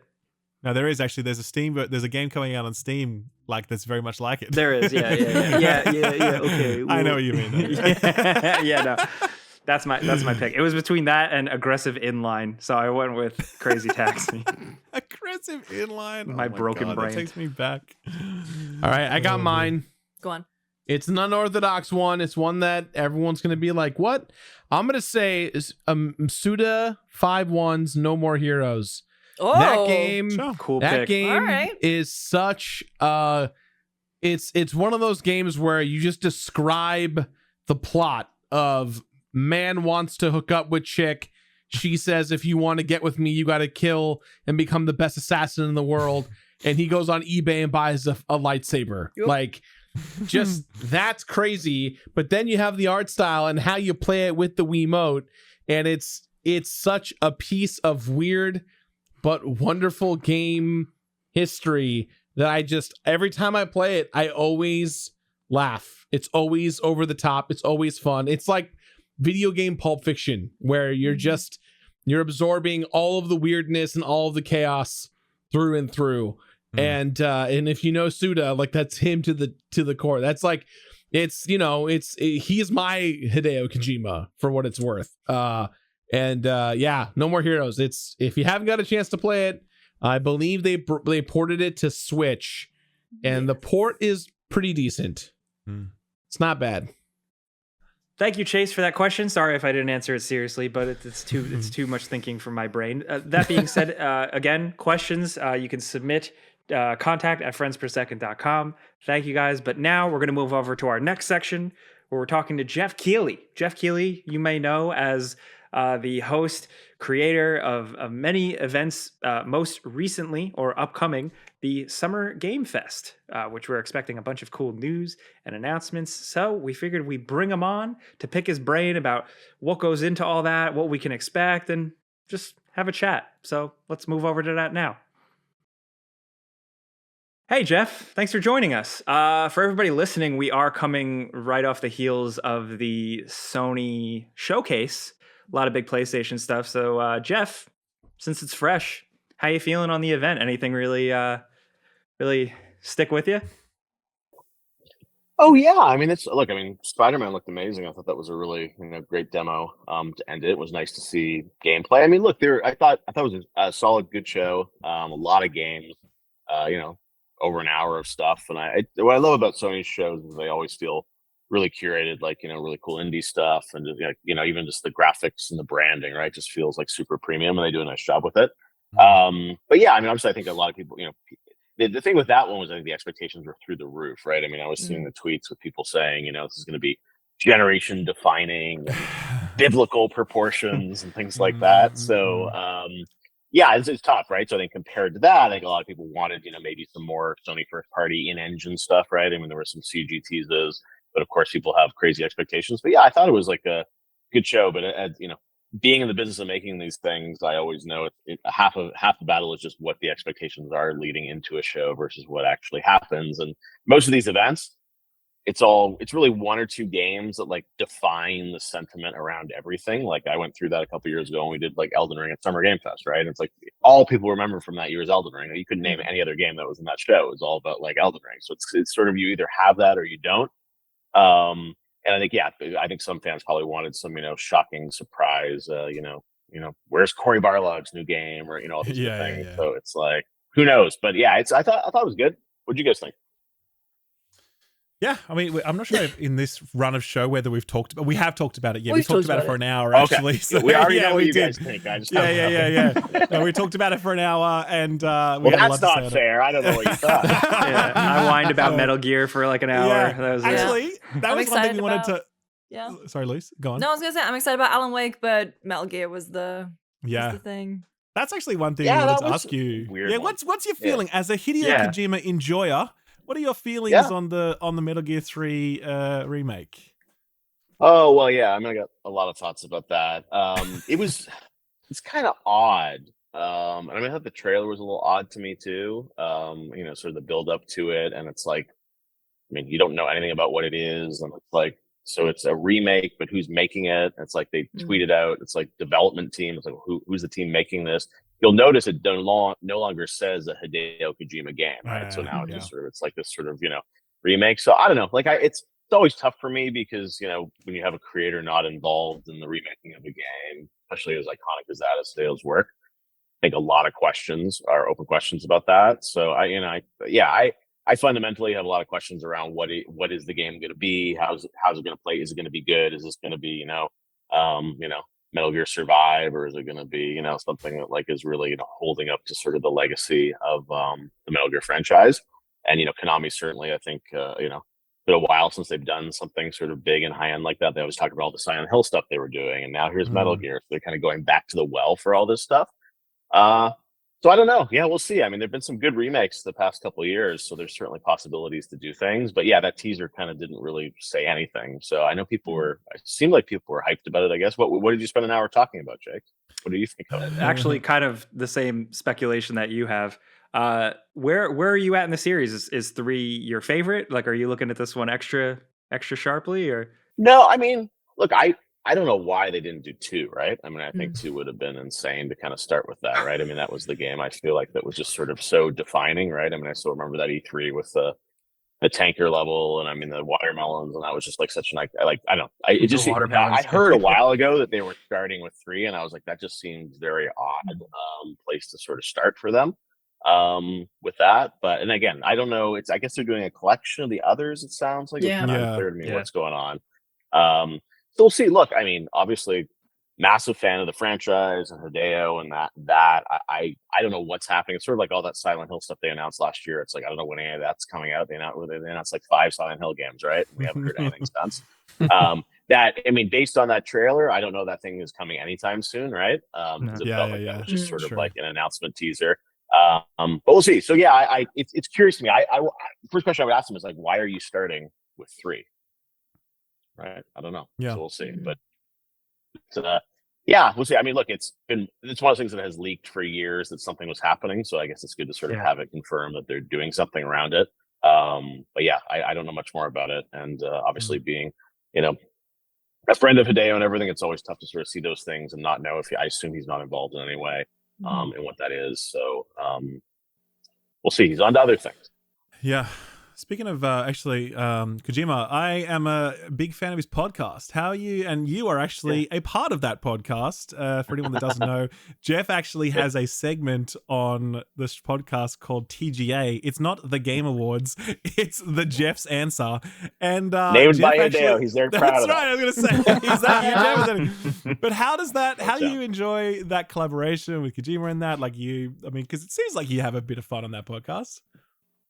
Yeah, it's been cool. I mean, I think it's kind of evolved over time, and the most fun I have is when I get to do things with him, or we have Jordan Peele or Elle Fanning or all these other cool guest churches and things like that. So it's been fun to sort of be in those conversations with these creative geniuses, and I'm just a fly on the wall. Like when we did the one with Jordan Peele, like Jordan Peele was geeking out about Kojima, and he was like citing lines of dialogue from Metal Gear and stuff like that, and even Kojima was blown away. So those are kind of fun. It's fun to have those interactions and captured in a podcast form. And to his credit, I mean, he spent a lot of time on the podcast, right? The thing with Hideo that I'm always amazed with is like he's writing the games, he's directing the games, yet he's doing podcasts, he's traveling around. Like he does so many things, has so much energy. So I love that he takes the time to sort of do that. And they, as they do. It's not easy because he's speaking Japanese, we're in English, and they do the translations both ways and stuff. They have like 2 versions of the podcast in Japanese and English. So it's like a Herculean effort to put that podcast together. And yeah, I'm honored to be a part of it. It really comes together very well. I love it so much. It's called Brain Structure, by the way, for anyone not watching it. Yep. And not listening to it. And yeah, I really recommend checking it out. It's a really good time. Very unique offering, and just seeing an insight into the way he thinks. I think as well the humility that comes through in the way that he approaches things and the way he talks about things is really striking. So I really like it a lot. It's a good time. Yeah. Anyway, why don't we talk about what's coming up? Or what actually? Maybe we should segue to what's not coming up, because in June, every other year or most other years, there would have been E3, right? And obviously we except had the past 4 years. Except the past 4 years, but for different reasons, obviously, because there was the plan to have it, but then the pandemic got in the way. But this year there was meant to be E3. Now it's gone. So before we tackle that question, though, I want to just take a step back, because you were involved in the organization of E3 for a number of years through the ESA and whatever else. But then you took a step back from E3 and you said you don't want to be part of the organizing body. You've spoken in general terms in the past about why you made that decision. Are you able to speak in more pointed terms now about why you made that call back then? Yeah, I mean, it was a combination of things. I think, being someone that has went to every physical E3 that existed, starting when I was like a 15-year-old kid in 1995. I just started to see kind of E3 falling apart in a way, right? And they were starting to, losing relevancy, right? By not, I think, focusing so much on a physical event and not thinking about digital. And also they were losing participation, right? I mean, they were losing, companies, big companies, right? I mean, they lost PlayStation in, I think, 2019. And then, EA had left and done EA Play. So a lot of things were happening that I felt like E3 was kind of moving in the wrong direction. And then, I worked with them on the E3 Coliseum for many years. I mean, I always covered the show on G4 and Spike and things like that, and YouTube. And then, started doing the E3 Coliseum with them in maybe 2017 would be my guess. Maybe it was 2016. And then, in 2020, they were sort of trying to reinvent the show, and they had a lot of just crazy ideas around kind of what I think they wanted to turn E3 into. And it was stuff, I think some of it's leaked, but I mean, they had all these crazy plans with like TikTok dance competitions, other just sort of random sort of silliness. And I was like, if you, it's like, you should be focusing more on bringing the companies back to be a part of it. So I just sort of disagreed with sort of some of the creative ideas that they had around kind of what E3 was going to be. So I pulled out of participating in E3 in February of 2020. And then the pandemic hit. So no one ever got to sort of see what E3 actually was going to be that year. It would have been interesting to me because I made that decision, and then the pandemic hit and we sort of started Summer Game Fest, and E3 sort of never really came back. I mean, you remember they did that sort of digital E3 one year, in 2021, I think it was, which was, kind of not great. And then, there was talk about it coming back this year in some form. And I had some early conversations with, like Reed Pop and ESA around it. They actually, they had asked me at one point if I wanted to come in and, take over or run E3 and things like that. And we just weren't really interested in it just because there was still a big focus on a physical show, right? And like what I built with Game Awards and other properties, like just thinking very globally and digitally around everything. So that was the other thing. So they did actually offer, the ESA did actually offer E3 to you at one point. Well, we had conversations around it, and I think there was a possibility that, we could have worked together on it. And they certainly had reached out and said, did we want to be involved? And I had conversations with the ESA over the years, right? Even in sort of 2017, 18, I was getting more involved and sort of figuring out which direction to go. And I love E3, right? But I think it's part of the challenge they faced was that it was, this physical trade show event as the world was changing. It's not unlike what happened when I was at Spike. And, we were doing the video game awards, and it was a TV channel trying to sort of figure out video game awards. And I said, hey, instead it was sort of not moving in the right direction. I'm like, hey, it's better to step off, do something different. And we built the Game Awards as a fully digital property. So I thought a lot about that when I was going through a lot of these conversations with E3, because it's sort of this legacy physical trade show that was trying to reinvent itself. And it's very hard to sort of like completely change momentum and do that. So we had lots of conversations, but there was, a focus for them, I think, around doing a big physical event. So it just wasn't something that, honestly, my team, that's not what we do. We don't worry about, booths and drayage and, hotel room blocks and things like that. We try and make Sure. physical shows. So, yeah, we had conversations with them.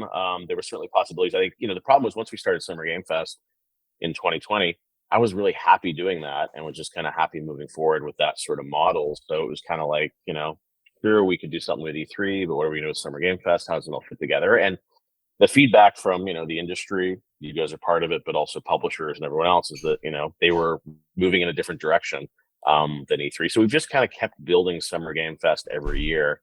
And this year, same thing. Like we announced last summer that we were doing Summer Game Fest this year. And though even though E3 was sort of announced as coming back, we weren't really sure what that was actually going to be. And I sat through a lot of interviews last year at Summer Game Fest where media were like, what are you going to do? Now the E3 is coming back next year. And, Etsy fans and Twitter saying, E3's back, baby. And it's like, what is E3? What does that actually mean? Because, the macro climate has changed so much with publishers doing their own events and things splitting out. And so, the E3 that I love, that you guys love, that people listening to this love, is the E3 from like 10 years ago, which is, 8 press conferences jammed together in 2 days with, us, running between events and all these things. And that's just like gone and never coming back. And it's always funny when I see in my feed, people are like, bring back E3 because we'll have better announcements. And it's like, the Sony show wasn't going to be any different whether it was at E3 or not. And so that, that idea of E3 being this kind of lightning rod that brings everything together, it's just not how things are done anymore. So yeah, long answer, but yeah, I think we built Summer Game Fest and we're just kind of happy to keep rolling with that. And we had talked to E3 and they had a plan and we were aware of what they were doing, what we were doing. We tried to have sort of different swim lanes, so it could have all worked together. But yeah, then obviously they ended up not moving ahead this year. So Do you think they'll ever? I mean, they tried it this year, didn't move ahead. Do you think they will ever try it again?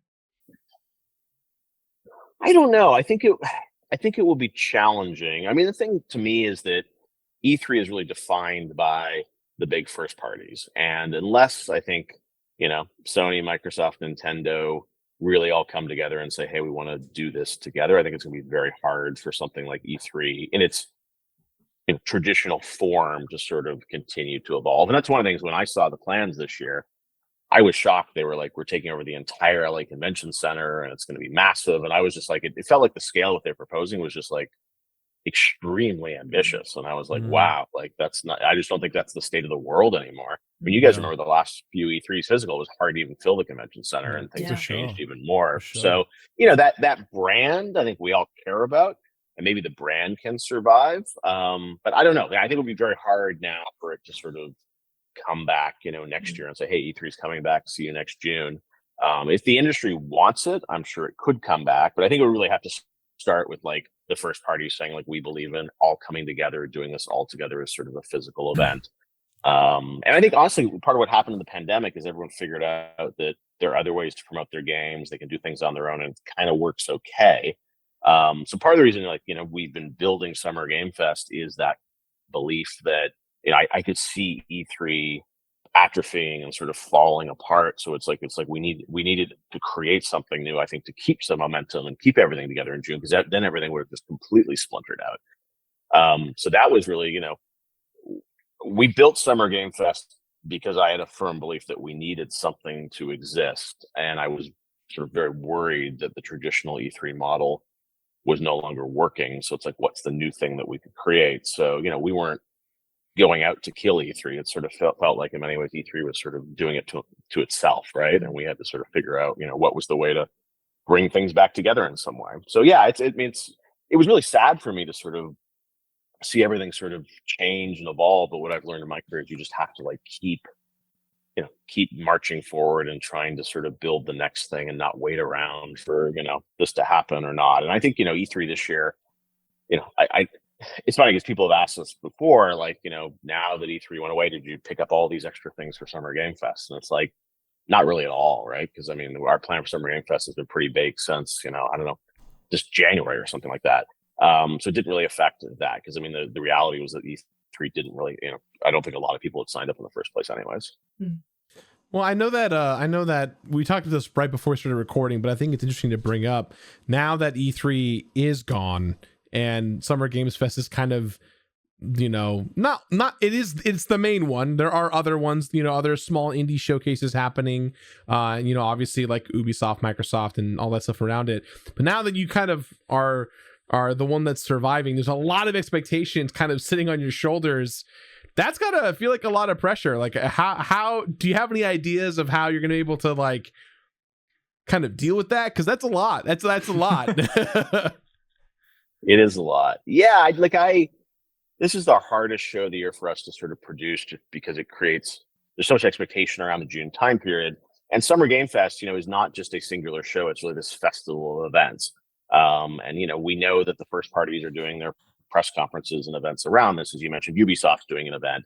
I think there's a little bit less of publishers doing their own events. Like a few years ago, it was very in vogue that like every company had to have their own press conference, and people realized they just didn't have enough games to justify a press conference. Like there was that was the one digital E3 year, right, where people were like expecting some huge rockstar press conference, and it was a panel in diversity or something. That was right. It was that Exactly. the weird HR. There was like that HR meeting from 2K or whatever, where they just like, what are you people talking about? So that was just like it's just tough. So I think that people work that out of their system of sort of doing their own individual events. But yeah, there's a lot of pressure in this sort of time period, because we know that Sony did a lot of big stuff in their events, and Xbox will do big stuff in their event. Whereas at the Game Awards, everyone sort of comes together for that show. This is sort of a grouping of events have to all be treated together as a sort of time period. But inevitably, our my singular sort of 2-hour show on June 8th will be judged on its own. And it's hard because we're competing with in some ways some big platforms that have incredible budgets and marketing packages and opportunities for publishers as well, and we're fully independent in that regard. So that's why we do have to have sponsors for our show, because that's what pays the bills. Whereas if you're Xbox, you have an unlimited budget probably to sort of make the event that you want to make, because it's a big marketing activity. So yeah, there's pressure around it, and like any of my shows, you live in fear of the expectations and what you can deliver when you don't make the games. So you just kind of have to wait and see like what's available to you, what games are out there. And sometimes they're good years and they're bad years, right? And like I would say, last year Game Awards, we had a great show and we were super happy with it. Last year Summer Game Fest was a little bit rougher. And it was like there was good stuff, but things also move and change in terms of what's available, and you think you're gonna have something and then something moves around. So yeah, it's tough though, to your point, the time period and the expectation, especially now, it's like, oh, Summer Game Fest is the new E3, or Summer Game Fest is the E3 replacement. And I always say that's like, I know it's a nice sort of jumble of words and a headline, and sort of bait to sort of take, but the reality is that sort of E3 hasn't been E3 for, I don't know, probably 7 years or something, right? So it's kind of like the idea of, what was E3 going to be this year?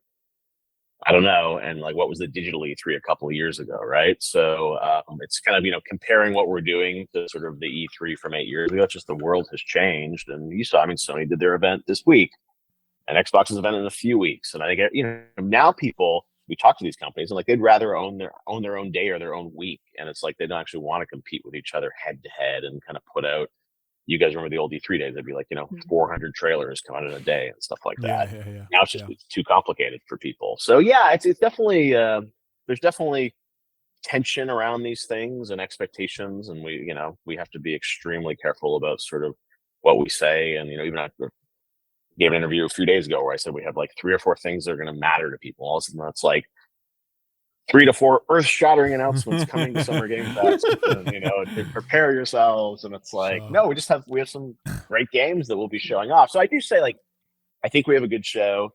I'm not worried about it per se, but I think it's going to be fun. And the thing that I love about our show for Summer Game Fest specifically is that this year it's in a room, it's with an audience. We'll have developers on stage. And I think, in the pandemic, people have gotten used to a lot of these like digital video events, which are, pretty much just like back-to-back, playlists of sort of game trailers. And I think that's great, but I love to sort of set the context and have the energy in the room. Like when we revealed Hades last year at Game Awards, like to have the crowd roar and the excitement around that. Like I get it. I love that stuff. Some people, will listen to this and say like, stop talking between the trailers. Why are you interviewing a developer? It's like, get to the next game. And it's like, it's a preference. But for us, I love that we are doing like a live show in front of an audience. which will sort of make it sort of naturally different than what like a PlayStation or Xbox has done. Is there anything you can tease that you're particularly excited about? Oh, Lucy. What can I say? The thing is as well, because we're all dancing around it because we all have our appointments of stuff that's embargoed. So... Yes, exactly. Yeah, we do have a fair amount of good stuff. Look, I mean, we've announced Mortal Kombat is coming to the show. We're going to show the first gameplay of that. I have seen some stuff on that, reviewed some stuff with Ed Boon. It looks incredible. I'm very excited about that. And I think that'll be a pretty meaty look at the game. This is not like a 30-second teaser trailer. Like, Ed's bringing the goods. So that'll be great. And, people are going to have to, media's going to have to play that after. And so they're kind of like, going pretty big with that. It's coming out in September. That's the other thing is the campaigns now for games are like much shorter, right? It used to be like, tease a game with a CG piece, and then 3 years later you'll see the first gameplay, or they show it for 4 years in a row. Now it's like, hey, Mortal Kombat announced, was it like May 19th, and it's like June 18th or June 8th. Here's the gameplay, and then ships in September, right? So it's like boom, boom, boom. That'll be good. Alan Wake will have Sam Lake will be with us live, and we'll show off some cool stuff. Raw gameplay of Alan Wake 2, which was in the Sony event, which looks really, really cool. So we're excited about that. That's coming in October, which will be good. And yeah, we definitely got we do have some good stuff that hopefully will be surprises for people. Manage expectations. I can't say how many surprises we have, or what will still be a surprise by then. But yeah, like everyone's very collaborative with the show, and you guys know exactly. There'll be a bunch of games at Play Days, which is the people that don't know, it's kind of the media influencer hands-on event that happens after Summer Game Fest. So that's not a live stream, and it's not open to the public. But of course, you guys will probably all be playing stuff and writing, hands-on impressions of games. So yeah, there'll be some games there. We'll also have a set of games in the live show that won't be at Play Days. Will just be, announcements and trailers and things like that. But yeah, I think it's going to be a fun show. Lots of stuff. We'll have some smaller indie titles as well that I think is always important to kind of represent, the smaller and bigger games. And as you guys mentioned, like there are lots of other events happening in and around Summer Game Fest where there's, PC Gaming Show and Wholesome Direct and Day of the Devs, which Double Fine and iMakeIt does. That's great. And those games are there playable. And part of the importance, I think, of this time period is that it's not just about the big games. It's about how do we elevate the smaller games that wouldn't get attention otherwise and kind of put them in the mix as part of these shows. And I thought, Sony did a good job this week about it, like lots of cool indie games in the mix. So you're there to see Spider-Man, but you're also really excited to, see the Cat Quest game or something like that. So yeah, it's I don't know. You just have to you try and book a bunch of things that are going to have a great variety to them. I always feel bad with our shows too, and that we only have so much time. And now the other thing that creates pressure in this time period that there's so many games now, and we unfortunately have to say no to lots of games that want to be part of our show. And that's why I'm glad there are these other showcases and other events to kind of showcase games, because there's no way in an hour and a half, 2 hour time period we can cover absolutely everything. So it's like, there's Steam Next Fest, there's Wholesome Direct, there's Day of the Devs, there's PC Gaming Show. There are all these things happening. GameSpot's covering stuff. And it's like, I think, to the audience at home, hopefully they look at it as like this whole month, they'll get just excited about games and less about like in this 2-day period, what's happening. And that was always the thing when we first launched Summer Game Fest. People were like, I want to know the exact days. When does it start? When does it end? Can it be only 3 days? And I need to take those days off work, and I need everything to happen in these 3 days. And like, we don't have the power to shape it into that. And it's also, I think the game companies don't have the will or the interest to make it that way anymore. So it's a really hard thing to sort of convince people of doing things that way. And that's why, the sort of traditional E3 period, I don't think we're ever going back to the days when that was like that. And part of it was because physically, you had to move, you had to stay in hotels, and you had to get on a bus to move between press conferences. So it had to be sort of, within a certain time period. Now it's like, no, I mean, today we all watched the Sony event from home and talked about it. And then it's like, the Xbox thing will happen sort of in person, although I think it's more of a sort of video event that they'll screen. So say, yeah, it's constantly evolving. And, even what Summer Game Fest has evolved every year. So as you were saying, Jake, it's like, it's different this year.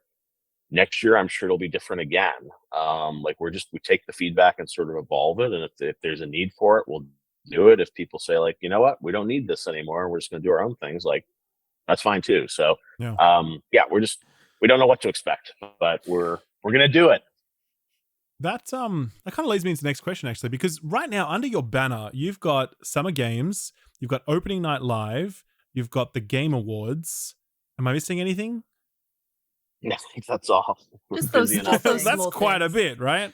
So I guess Yeah. my question was in terms of like, what's your like longer term strategy for what you've got on your plate now, right? Because you've got this enterprise that's running 3 of the biggest events within video games in terms of production and announcements and whatever else.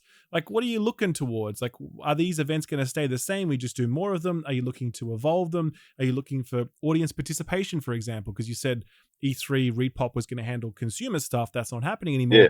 Do you have a vision for a consumer show, etc.? Like, what are you looking towards in the future? Yeah. I mean, all 3 of them are, even though they're sort of big live stream events, they're very different, right? I mean, Gamescom is, a real partnership with that physical event, and they're, great partners that we love working with. And that's a well-run consumer and business event. And we come in and do the show with them.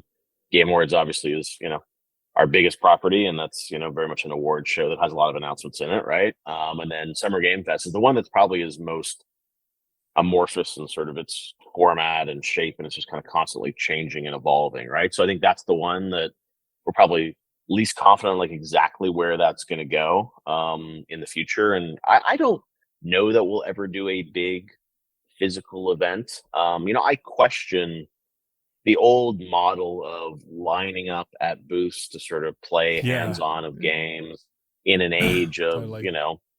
cloud and Steam Next Fest and all these demos and stuff. If there's a new hardware cycle, I could see there's obviously a need for that, of play this new hardware device that you can't get at home to try. But in any other year, I think it's hard. And the general feedback we get from developers is that they've de-scoped these sort of big demos, and it's extremely costly to set up 300 PCs for people to come jam on a game Yeah. and play that. So I don't, I always try and think of like where the industry is headed versus trying to roll back time. So I just don't know that model of like hands-on is where things are going for physical events. But I do think the idea of community and gathering is really important, and that's why we're doing things like the Hollywood Bowl concert that we're doing this summer, which we're really excited about, which is kind of an experiential thing with amazing orchestra music from all these video game franchises that we'll do. That's a great way to like bring the community together, but in an orchestra concert setting versus line up for 4 hours to get your first shot at playing Cat Quest or something like that. So it's and that would be a 4-hour line for Cat Quest. That's No, Lucy. That's Hey, Lucy lining up hey. for 4 hours. Lucy's doing that one. She's the one. I've got a cat going on right now. Feeling Well, annoying. yeah, it was a fun game. So I don't know where it'll go. Like we think about that a lot. I always say to people, like, I'm not looking to do more things. I mean, even Summer Game Fest, I was sort of, when I kind of quit E3, I was sort of like, oh, cool. I'm probably going to work more on Game Awards and build that. I mean, Game Awards could take us all year to do. So I don't think you're going to see us saying, we're going to do 6 events a year. And part of it is like when we get pitched by a lot of other shows around the world saying, hey, what you do for Gamescom, why don't you come do it at, our show? And there's just not enough announcements to go around either, right? So it's like, Right. I think people think, we show up and it's like we show up in, Brazil, or we show up in Mexico or somewhere else, and it's like, or Tokyo, right? TJ, and it's like Yeah. there's just not enough games to sort of do these announcement events. It's like even now, like Game Awards and Summer Game Fest are 6 months apart, and sort of 3 months apart between. So it's like 3 months for each event, and we take sort of the spring off. So I don't know that we can do more because I just don't think there's enough content to spread around those. So yeah, I think we're kind of maxed out in that regard. So I don't know. We'll see where it's going to go in the coming sort of years. There's no master plan, and people always ask me about that for my career of sort of we've been plotting and planning this for years, and it's like no. I mean, even something like Summer Game Fest really has just evolved out of a need and desire to do something, and it started in 2020 with me sitting at home in a spare bedroom, broadcasting like the Crash Bandicoot reveal, and that was obviously partially driven by COVID and everything that was happening, but it just sort of evolved from there. So it wasn't like this was a 5-year plan and we're on year 3 and then next year we add this and then year 5 we do that. We just kind of flow with it and see what the feedback is from everybody. Well, Well, for good what luck it's worth- to you and the team. Yeah, sorry. we'll- Did you have I was one just more gonna question? say, Yeah, Jake, Ralph, and I will be there in the front row Yes. admiring your sneakers. So We will. We'll be looking out for your You sneaker won't be game. there? I'm covering it from the office, from the studio. Oh, really? We're doing Okay. the And then you're coming show. down to LA to play games? Oh yeah, the LA studio. So I'll be down the road in wherever it is. I don't know. LA's too big. See, YouTubers, we don't have any responsibilities, right? We just go wherever we like. It's very I mean, I convenient, do. So that's Hang why. Yeah, look, it'll be a fun weekend. I mean, I think, the Xbox show, I'm very curious to see what they do, right? I think they've got, Yeah. obviously a lot of pressure on them right now to sort of see, what they have content wise. I think they'll have I think they'll have a good show. I thought the Sony show was pretty good. Ubisoft's doing their show. Curious what they're gonna have to show. Yeah. Big time. So yeah, like I don't know, right? It's just one of those things that like it's hard to say. I really do hope everyone does well and we all just get excited about games. I know it's like people love to compare press conferences, like how many announcers did these guys have? And look, I do that sure. poll on Twitter that kind of gamifies it, so I get it. Yeah. But I hope it's going to be just like a fun weekend for people to just play games and talk about them. And there is some awesome stuff coming, and we're gonna do it. So we look forward to seeing you guys there. Thanks for having me on, and we'll talk after again, so you can tell me how we Yeah. did. Yeah, definitely. Hopefully it Twice won't be. I now. remember last year. I think it was kind of funny. Greg Mill, I think, said it was like a Summer Game Fest last year was a reputation herder for me or something. So I'm hoping. Oh that we shit! can- Said that? Said I'm that? seeing Greg on Sunday. I'll have a word. I mean, him about that's it. surprising I will. that he would say that, because I was at that and I Oh, don't yeah, think it I- was I ca- that. I called him out. Yeah, I Did talked to you? him about it. Yeah, it's like, oh, yeah. I mean, I feel Yeah, like no. being at Summer Games last year, that was the first time Playdays was being hosted. Like, and it was a small event, obviously, but it was Yeah. like it starts somewhere. You know what I mean? So, yeah, okay. No, and that that's was. I think it was interesting. also like I think it was a combination of the live stream and the play days and all that. And Sure. yeah, it's just one of those things, as you said. Like I think I saw something today where Kind of Funny had like done a video earlier in the day about like how how amazing the PlayStation event was going to be, and then like after the event they're like, oh, it was just okay. It's like it's like Sure. it's a tough thing because hopefully everyone just is going to have a good time, and I always say to people, if you no one is forcing you to watch the live stream, so it's like if you don't think it's worth your time, then don't watch it. Catch the updates after. Totally fine with you. Of course, everyone will probably end up watching it. And it's all about expectation management, right? And I get it. People are going to give us a couple hours. Hopefully they feel like, oh, that was worth it for me. I learned some things about games, and generally we're excited about stuff. So we'll see. We're going to do it, and we'll read the reviews afterwards. But we're like, generally I'm pretty excited about it. And even like the stuff we've announced, like Mortal Kombat, I guarantee you that's going to blow your socks off. It's going to be, I mean, the gameplay looks amazing and stuff. So that's part of the things we try and announce a few things to set expectations, but then that just creates more expectations. Like, oh, they've got those out of the way, so they've got the other 20 announcements. And no, I'm not saying there are 20 other announcements in the show, but Sure. it's we try and at least set the scene a little bit of sort of like, hey, these are going to be big games that will be there. Get excited about them, and then it's more about what are they going to show? What are they going to show on Alan Wake? What are they going to show on Mortal Kombat? And then there'll be some other things obviously that we won't talk about that hopefully will be surprises if we can keep the snitch off our case. Yeah, man, he's back at it. He was like, I thought he quit, but now he's apparently back at it. I thought he hung up his snitching spurs. It's so hard to know about some of that stuff about kind of what's real and what's not. But yeah, I mean, we obviously monitor all that stuff, and it's hopefully. I mean, there's not much. I mean, there's some stuff that leaked about Sony, but overall, I think it's nice to hopefully surprise people. But we live in fear of that too. That believe me, when you do these shows, you wake up every morning in the days leading in, just pick up your phone, hoping you're not like, oh my god, well, what? And it's like, how did that get out or whatever? And the date on this got out, or some, will we see storefront in. Will we see a cameo from the reformed Jewish rabbi kid again? Is he going to be making an appearance, presenting an award, Jeff? Is he going to be stopping by? I don't know. But, we'll see. But yeah, that was a fortunate situation. So hopefully it'll be a fun time, and we got 2 weeks to build the show. So thanks for chatting. we will see you guys on the other side. Yes. Good luck to you and the team. Thanks for everything. Thanks for giving us something to talk about. We'll see you Yeah. soon. See you soon, man. Thanks, Good guys. luck.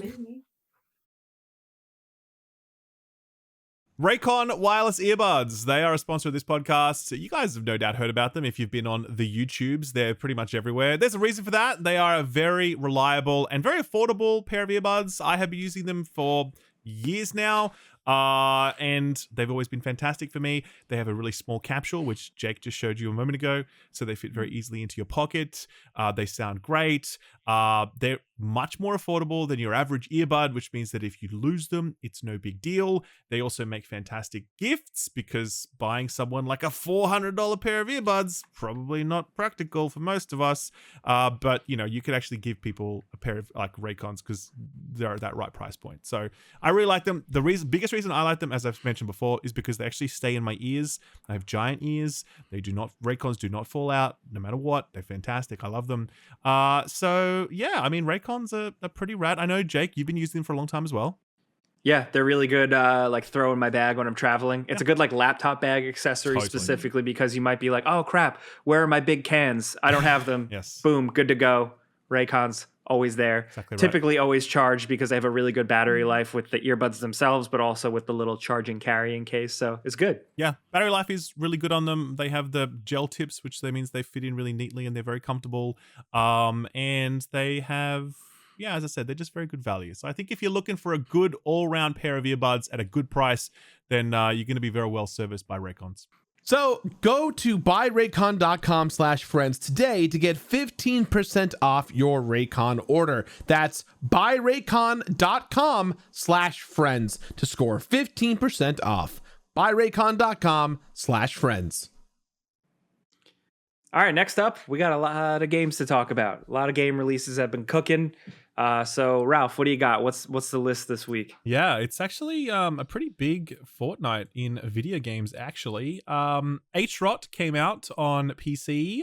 That was in like early access for a while. Very strong reviews. One of those like boomer shooters. Looks pretty rad. Humanity, which obviously I think we've spoken about briefly. Lucy, you played that one. Starship Troopers Extermination came out for PC. That's in early access and has actually been getting really good reviews. Like Steam reviews on that are super positive. Everyone seems to love it. There was Firmament, which is like from the people that made Myst, except it's apparently not that great. The reviews on that are pretty middling, unfortunately.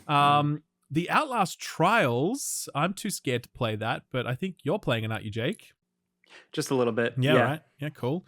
I'd like to hear about that actually. And Lego 2K Drive is the other one. I had actually planned to check this out, but I was just too busy with other releases.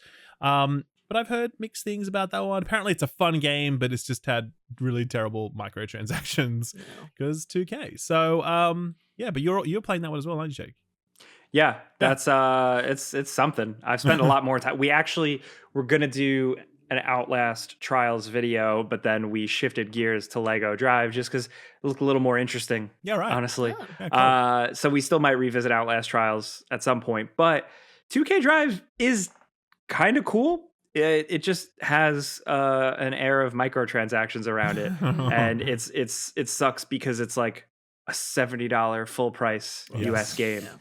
So, What a 'cause bummer. I heard someone, I read one review that was like, oh, it takes you 167 hours to unlock one car. You know what I mean? What? Have you? Yeah. Which not unheard of or impossible, Yeah. depending on these sorts of games and how they but- price things. I mean, yeah, it is 2K. It- So, yeah. well, have you got any experience in that?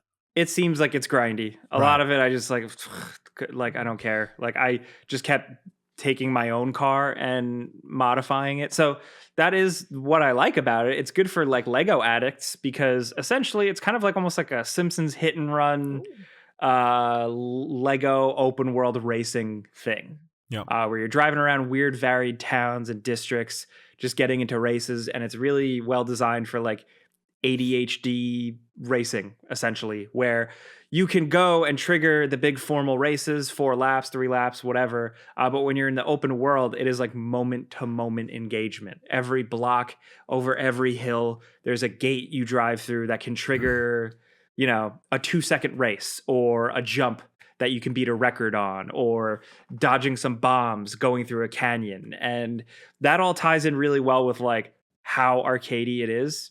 A lot of people have kind of described it more as like a kart racer.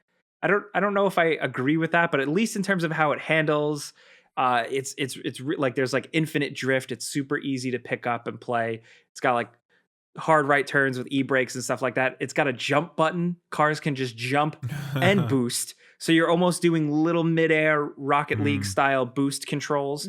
And then along with that, your Lego car is constantly changing. So if you're driving a car on the road and you go off road, the car will like flip Lego trick into an off-road vehicle that you picked. Oh, and then if you jump into the water, it will and flip into a boat. Wait, So it does that automatically? It's Sonic All Automatically, Stars Racing transformed? Yeah, it's Hell that yeah. for Lego. And what's cool is that all those vehicles, you can unlock new vehicles with different stats, or you can just throw more Legos on your existing vehicle or build your own completely from the ground up. So it's kind of got like that old like Lego, I think it was a PS2 game. Was it Lego Racer? It's got like that type of vibe to it. And it's pretty cool. You know, it's fun because you can create anything, and the camera's a little weird in it, but like the builder is very like real Lego builder. You're snapping bricks. You can group and layer certain bricks and paint them the same color. You can highlight a whole section and pull it off instead of pulling like brick by brick. It's got a lot to it, and it's definitely a game for kids.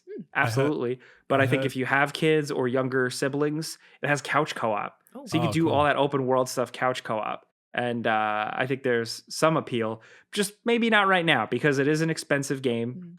And then it has a bunch of like microtransaction stuff. And if you have a kid who has a credit card or has an account linked with a credit card, they're just going to go, oh, more bricks. Hell yeah, let's go. So be careful. I read that if you want to take your created car into the open world multiplayer setting, it needs to be approved first by like the moderation of the game or something. And I'm guessing that's to stop just penis cars roaming around everywhere, because that is the first thing that everyone would make. Dick cars. I think Do you guys follow that Tears Twitter of the Kingdom. Tears of the Kingdom proves that. Do you guys follow that Twitter account where it's banned DMV?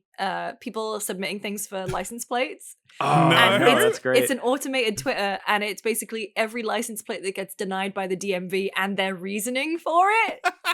It's very good. That is sick. I'm looking that up right now, but I'll talk about it later. So yeah, that was actually just last week. In terms of this week's releases, Destiny is getting a new season that launched this week. Convergence, a League of Legends story, is one of those like 2D action platformer games starring Echo.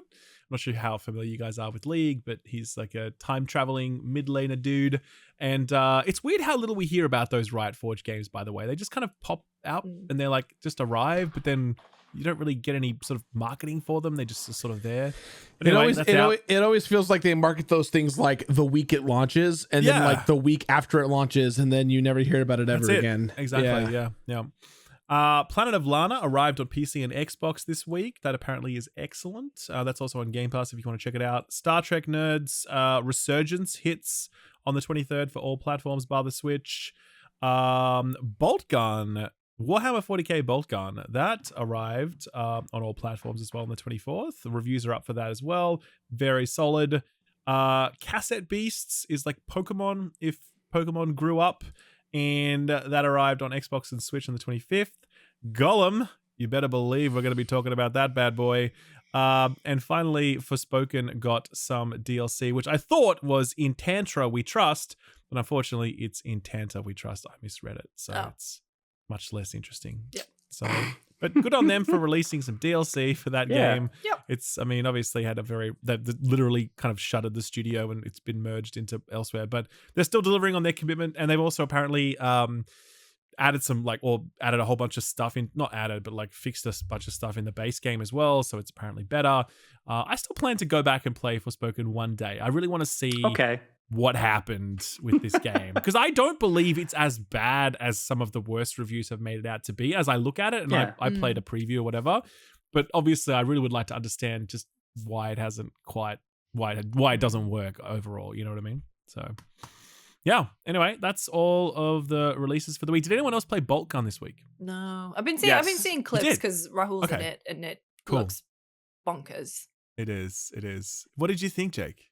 I love it. I absolutely love it. It's fantastic. So the only thing is that I haven't finished it yet. Does it have the legs throughout?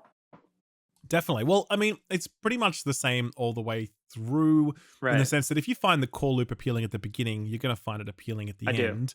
Okay. But it does add new weapons and new enemy types at a good cadence to keep you invested as well. And I do think the way it mixes up some of its level design scenarios is quite clever and at times. But yeah, it can become a little frustrating at times though. Some of the level design, while clever, other level design is really confusing, and you're just like, where the fuck am I supposed to go into next? that a little bit. Yeah.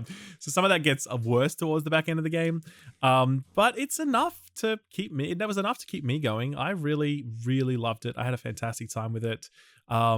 It's sort of getting sort of like 7s and 8s out of 10, which I think is kind of the right score in many ways, because it's just a really solid title that's not doing anything new or innovative, just a solid boomer shooter that's not an essential must-play kind of game, but it's very much there for those that like it.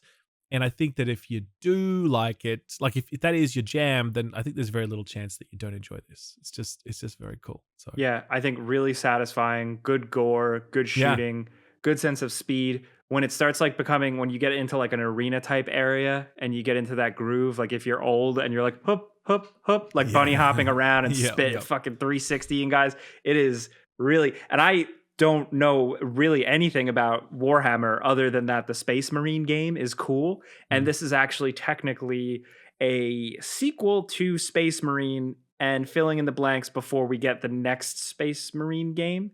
Exactly. So like they're like murder Buzz Lightyear Gears of War guys, but like they love God, or like they don't love God, they love their emperor. They love the emperor. The emperor is God. Yes, God. And it's like metal. Love it's cool. God. That's great. I love it. So clearly I don't know anything, but I can still, I've still been appreciating it. I've been loving like the quirky little bits of lore and like what I can understand. Like it's cool as hell. I'm also like born and bred for these types of games. As much as I'm not like hardcore keyboard mouse PC gamer all the time, there was a time in my life where I was when I was younger, and when these come out like this, Dusk, everything that like New Blood is doing too, like I'm in. Yep.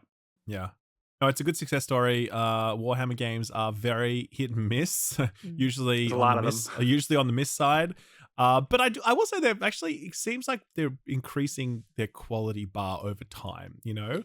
And I think this is a really good entry that they should be really proud of. It's a great addition. I'm certain we'll see a sequel because it's done so well. And it's just a really great win. But the last thing the team that made before this was a beer brewing simulator, right? So this is like a big jump for them. But it's obviously really paid off because reviews across the board are very solid, and people on Steam really love it as well. Warhammer fans are, I wouldn't say easy to please, but Warhammer fans have been conditioned to expect the worst. So if you give them a game that doesn't suck, they're already pretty happy with it. And if you give them a game that's actually good, they're like, what the fuck is this? Is incredible. You know what I mean? So I want to make a video so bad. I'm gonna try it. Yeah, it's just so busy. And I would say as well, I really like the Warhammer 40k fandom because I am not close to it. Like I've read some books, I played some games. I'm like learning about it as I go kind of thing. But I find them really chill and like it's funny. I think some fandoms you step into and you get some details wrong and they're like, it's so disgusting. You can't even be bothered to do some basic research before you speak about this obscure anime property or something. You know what I mean? I'm like, I'm sorry, I messed it up. But Warhammer's like, you get it wrong, they don't give a fuck. They're just like, hey, Emperor be praised. Like they're all down like, for it's it, hard. You know? Don't worry. They're like, it's a lot. It's impossible to keep up with it. As long as you're having fun with what you're doing, then we're all happy, you know? So I like the Warhammer 40k fandom quite a bit, actually. They're cool. You'll be painting shit in no time. Yep. Yeah, that's what they keep saying. They're like, next to be That's how painting it miniatures. starts. They get I'm you. like, nah, man, That's I how got they no pull time for you that. in. I got no time for that shit. So yeah. I do want to follow up a little bit on Tears of the Kingdom. Last time we talked about it, Ralph, you were the only one that has played it. Gerard, I assume you've been mainlining this bad boy. Oh yeah. Where you at? I'm 110 hours right now. God. Nice. Have you slept? No. Okay. No. I've been pulling 12 to 15 hour days to try and make some progress. And let me tell you, I've made none. I have done one of the 4 main dungeons, so I have 1 power, and the rest has been finding Koroks, finding all of the bubble gems, exploring the depths, which is a crazy thing. The fact there's a secondary world underneath the main map is nuts to me. Crazy. And there's just more there's too much, guys. I think you should leave. There's too much shit on me. There's just too much shit on me. It's a lot. The Tears of the Kingdom kills, man. There's too much. I'm having a great time. It's definitely I'm starting to feel I don't want to say completionist burnout, because that's just always my job, but the open world burnout is for real, because I had the same kind of situation when I played Breath of the Wild, where after a while I was like, okay, I did all of this one thing I don't want to do anymore because I've just been at it for too long. But I really love the mechanics of the Perta pad. I really enjoy building mechs and coming up with weird like transportation devices. Like the weird thing is, I don't know how much you guys are still playing it, if you are at all, Lucy or Jake. I am, but I'm early in. So I obviously have been watching stuff at work. But in like personally, I have not been. I had like a cat emergency. She's fine, but that took up my my weekend. So I have been playing this very wrong and very weird, and everyone on planet Earth will make fun of me, but I don't care because it's my own little treat to myself. I have been playing Tears of the Kingdom via the YouTube recommended algorithm. So what I'll do is I will play up until a certain point and go, I wonder if this thing is in the game. So I'll go on YouTube and I'll search for it, and I'll find a guide, and the guide will say, to find this item, here's what you do. And shout out to Austin John Plays, who's grinding them out real quick. And so he'll put out a video, I'll watch it, and I'll go, oh, that's great. I didn't spoil myself. I knew it was in the game because I figured it was. Majority of the costumes from the first game are in this game again, so I didn't really get spoiled. And then the YouTube algorithm will just recommend me videos, and the videos will be like all the Korok seeds in this sector of the map, and I'm like, you know what? I'm gonna clear out all the Korok seeds in this sector of the map. And so I'll put on my Korok mask, I'll go in that general area. If I get stuck, I'll look at a map. I have 2 checklists, cross-reference everything, because no one has the accurate data across the board. Once again, everyone's trying to have the most accurate information, and it's just hard because there's 1,000 Korok seeds. So how are you supposed to get it right all the way through? Crazy. And that's just how I've been doing it, and it's been a weird little adventure just for me in that way, because I could go beat the game quickly. I could, the end's in sight pretty easily, right? Like the speedrun right now for the game is 96 minutes, I think. Yep. And I mean, casually playing it, Ralph, without doing all the side questing and whatnot, how long did it take you to beat the narrative? I mean, I think about 75 to 80 hours. I haven't actually checked, but it's in that ballpark. To beat the story. Well, because I fucked around a lot on the way. Right. A lot. So that's why I can't really say, you know what I mean? Sure. I estimate the story probably is 20 hours if you're doing it blindly and just kind of going straight down the pipe. But if you're trying to complete this bad boy, I'm estimating somewhere between 400 to 600 hours. At least right now, because no one knows everything. Everyone's still finding out new tech, new duplication tech, how to build mechs that break the game. I discovered a really fun, easy mech that basically it takes 3 pieces. You take a fan and you aim it up at 45 degrees, and then you put it on the front, and then you glue the steering contraption. And then you, on the back, do another 45-degree fan on the back, and you have a little airship that can fly you everywhere, and you have full control going up, down, left, right. It's phenomenal. it definitely breaks the underground area because you can avoid all of the goop that's everywhere trying to kill you. But yeah, I'm having a great time, even though I feel like I'm wasting a lot of time because I'm just going crazy doing whatever the hell I want until I get sick of it. So I don't know if that's the right way. In my opinion, there is no wrong way to play this game, but that's been my experience so far. Interesting. Also, I have the amiibo. Hey, there it is. The amiibo. Nintendo got you, man. Nintendo got you. Yeah, god damn it. Let's talk about that for a second. Sure. I have some amiibos. Yeah. And then my friend has a bunch of other Zelda ones. Yeah. So essentially every day I've been stopping by his house to suck his amiibos. That's what we call it. Come suck some amiibos. Suck those amiibos. So I keep doing it every day. I go to his house and I'm like, oh man, how's it going? He's like, oh, I got this yesterday. I got the Tunic of Time. This is awesome. And I'm like, oh, great. That will happen to me. And it does not. I have scanned amiibos every day, bitch. all the good Link ones. And all I get is Soldier's Claymores that are like broken.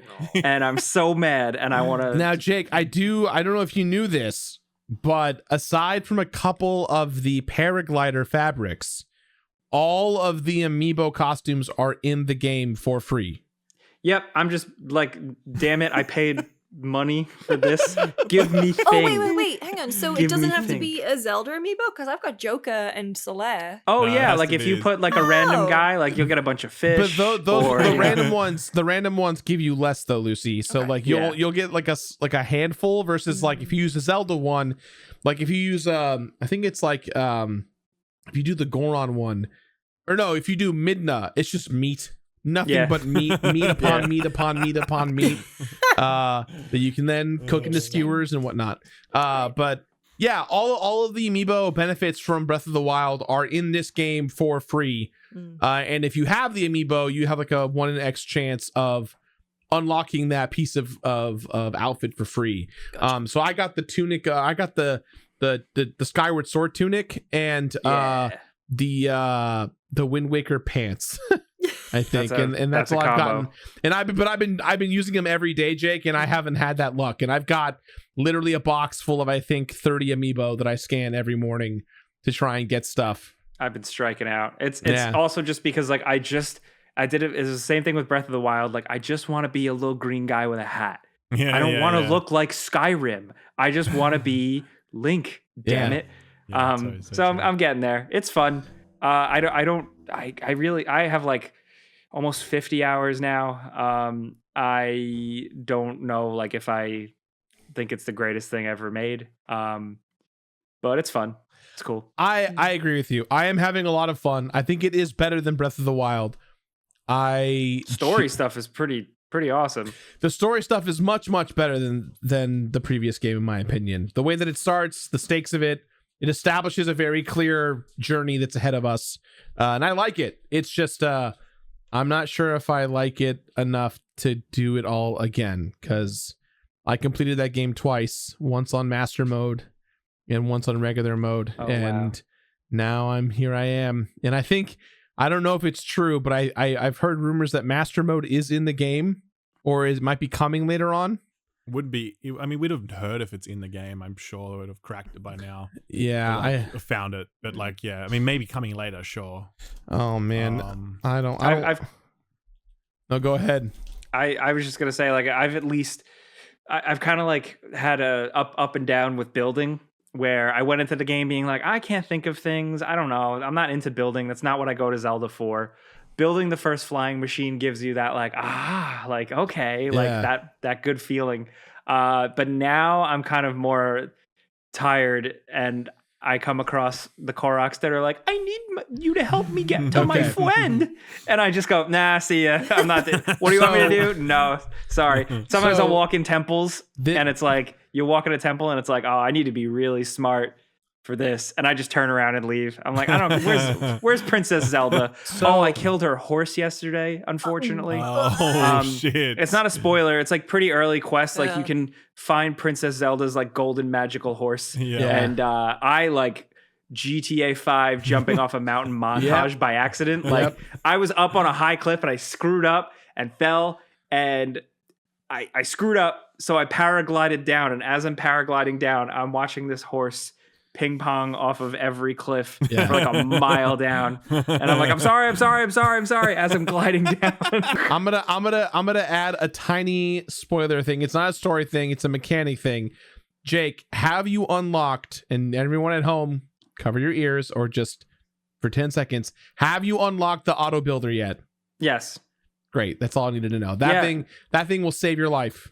You build. It also like it's really nicely like designed. Yeah. Like when you see it work, you're like, wow, cool. It's amazing. Yeah. It's really incredible. The way it You- sucks things up and just Yeah. it's You so save satisfying. your blueprints and you can just summon them and you're good to go. It's a godsend. That I felt the fatigue, Jake, that you felt until I got the auto builder. Then I was like, I don't care anymore, and I can creatively think and not worry about the consequences.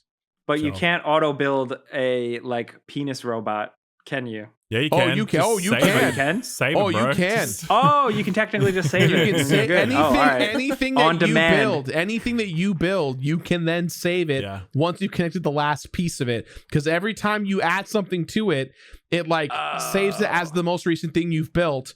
And then once it's done, you can press save and just anytime you either when you're around those pieces or you spend Zonite to summon them from thin air. Yeah. And then you can just summon your torture devices or your penis flame monster, whatever you come up with. That's great. I was using it so basic. I thought it was just for like standard. Mm-mm. Okay, that's great. Now I'm No, gonna you get can do weird and whatever freaky you with it. want. All right, that's our endorsement. That's it. You can do whatever you want. That's it. Should we tackle the big one, the big Yes, release? We are definitely going to have to do it. All right. Well, let's talk about Gollum. Do we have to? Absolutely. Can I just say, as someone who did not get a code, seeing you guys talk about this game in our Discord was the most fascinating thing I have ever had the pleasure of looking in from the window, because It's been good. it's been hilarious. I don't know what you guys are talking about, but the fact that you're talking about them the way that you have been is just like, it sounds like you're making this up through and through. I mean, It really. It where do you no, even listen, begin? You No, go, where do you go. begin? Because Jake, how far are you with Gollum? I'm up to about the part where Ralph. So me quit. too. That's a breaking point, right? Yeah. Because Yeah. you've been through so much at that point. So much fucking boredom. So many shit mechanics. So much stuff. And you're like, okay, I'm just going to push through this bit. There's a big crescendo. And when this happens, I'm going to get outside this fucking mine and I'm going to see a different part of the game. And then when you get through it and you don't get to somewhere else and you get to somewhere that's even more boring and more annoying, you're just like, I'm done. I'm finished. That's it. So I actually know Yeah. someone else who's also quit in the exact same spot as that for the exact same reason. Because they were just like, when that happened, no, I can't. It's just kind of it's just I didn't realize how much of the I thought it was just going to be like an early sequence, but a lot of the game is like slavery Half simulator. of it. where Half it's of like- it. Half of the It's game. just yeah, you're just like a slave, and everybody's like, "Shut the fuck up!" And you just like go to work every day. No. My It's favorite thing. miserable. They call him a little freak, which is Yes, they my do. I love little freaks in games and movies like Salacious B. Crumb, Babu Frick, Yes. Turgle. I mean, I'm just naming Star Wars little freaks. Yep, that's Sure. okay. We got them. It's That's all right. what we're known They're for. here. We did it. But like NPCs just go, "What's that little freak doing? What's that little gross thing?" Which I love. But also, again, where do you even start with this game? I know. Can I just Where say do a you positive? Can eat- I say a positive? Can Please. you? With the weird- Absolutely. with the weird Can freak. you? Would love Say to a hear positive, it. Jake. So I've been treating it like I like the weird freak simulator where you can choose how you want to respond as Smeagol or Gollum. So I love when people are like, "What's that little freak?" And then I just go, "Ha, fuck you!" Like There it is. We got the it. whole game I've been playing as like dark Gollum, just No, like me going too. like I'm I've been out for playing as blood. I'm Smeagol. surviving. You've been playing as Smeagol. No, I've been playing no. as Smeagol. It's way more He's fun. so easy to steamroll when you have to have like the little conversation Yes. battles. But I genuinely, like a little- I genuinely don't think there's a wrong answer. I've not had a single wrong answer, and maybe But that- I'm just an elite gamer, or maybe it's just completely rigged. It's because you're a Lord of No. the Rings fan. You know the lore you know perfectly. his mind. It's so weird. Just so anyone just knows what we're talking about, at a certain point, because this game, you won't understand how weird this fucking game is. I think we need to explain it first, because when you hear about a Golem game, you're gonna have a pretty clear vision in your mind of what that is, right? You're gonna be like, Golem is a sneaky little dude, and he's going to be sneaking around and probably hunting in the open world, and he's going to be, strangling people, and he's going to be trying to make his way from one place to the other, and coughing his way across Mordor. Yeah, exactly. Like and some of that is true, but most of it isn't. And what this game actually is, at least in its first half, because there's no way I'm playing any more of it, okay, is that you are in a prison in Barad-dûr, right, in Mordor, Sauron's tower, and you are actually just a prisoner, like a long-term prisoner. You are there for years, okay? And you are essentially kind of like making a life there as a prisoner. You wake up in the morning and you go downstairs and you do like chores. You herd these weird pig things into a pen, and you go and collect the dog tags. Yeah, they're like, the mine workers died. Go pick up their dog tags, you weirdo. And he's like, okay. And you go and do that. And there's this other thing where you have to go and breed a bird, and there's that almost broke me. Pissed me off until I found the fucking scroll on the wall, and it's like, and I was like hidden away, and oh my god. Anyway, so imagine like it's this puzzle where you need to like take some logs, put a certain number of logs in a boiler, pump the bellows a certain number of times, go and get an egg, put it in some water. Like, you need to do all these things. And unless you know exactly what you're doing because you found this weird scroll on the wall, you just keep fucking it up because the game doesn't tell you. It literally says, you figure it out, at one point. Yeah, there's an orc in there, and he just yells at you. Oh, and there's another room that they won't let you go into. Yes, that's right. Yeah. But you go in there later, actually. But it's just like, why is this in the game? And there's also this companion system where, like, at some point, Golem is able to command, for example, the bird that he bursts. The bird now thinks that Golem is his father, by the way, just in case we didn't, so he loves Golem. Is bizarre. It's so weird, I'm sorry. right? So Golem is, Golem exactly. is a father That's figure right. to a bird. Correct. Honestly, I like it. That's So at one point you have to command this bird to go and collect things for you, but then later on there's another companion sequence where you need to command this human and teach him how to herd the pig things like you did when you first arrived at the prison, and it's so jank. It's the most world's dumbest jank, human. unfinished, broken thing. It's crazy. And then later on you have to keep commanding him around like this water puzzle kind of thing. That was where I quit the game. But again, it's like you don't imagine this is some kind of cinematic, semi-open world adventure where Golem is, traipsing across the lands of Mordor and Middle-earth to try and get back to the ring. Half of this video game is you doing chores in the mine and listening to this weird sort of political struggle between Sauron and these other factions and shit. It's like this weird Machiavellian drama unfolding, and Golem's just standing around watching these people talk. Like, it's impossible to describe what this game is because it's so fucking weird. How could you think this was the right idea for a Golem game? I'm so confused. Yeah. So did you do the thing where there's a bad guy who's kind of like the leader of the slave pits called the Candle Man? Yeah. And then my favorite thing about it is in the first cutscene where you meet the Candle Man, he extinguishes a candle. Oh, I didn't notice that. Yeah, he's just playing with he's tending to his candles. Yeah. There's a bit where you go to his office and there's an option to steal a bottle. So I did. And I was like, oh, when's this going to pay off? And then there's a thing where it goes cut to years later. Years? Yes. And I was walking down by an orc, and at this point, Golem is established in the slave pits. He does the Candleman's bidding. He's like the pet. Yeah. And the guy who gives you bread says, oh, have you got anything for me? So you give him the bottle.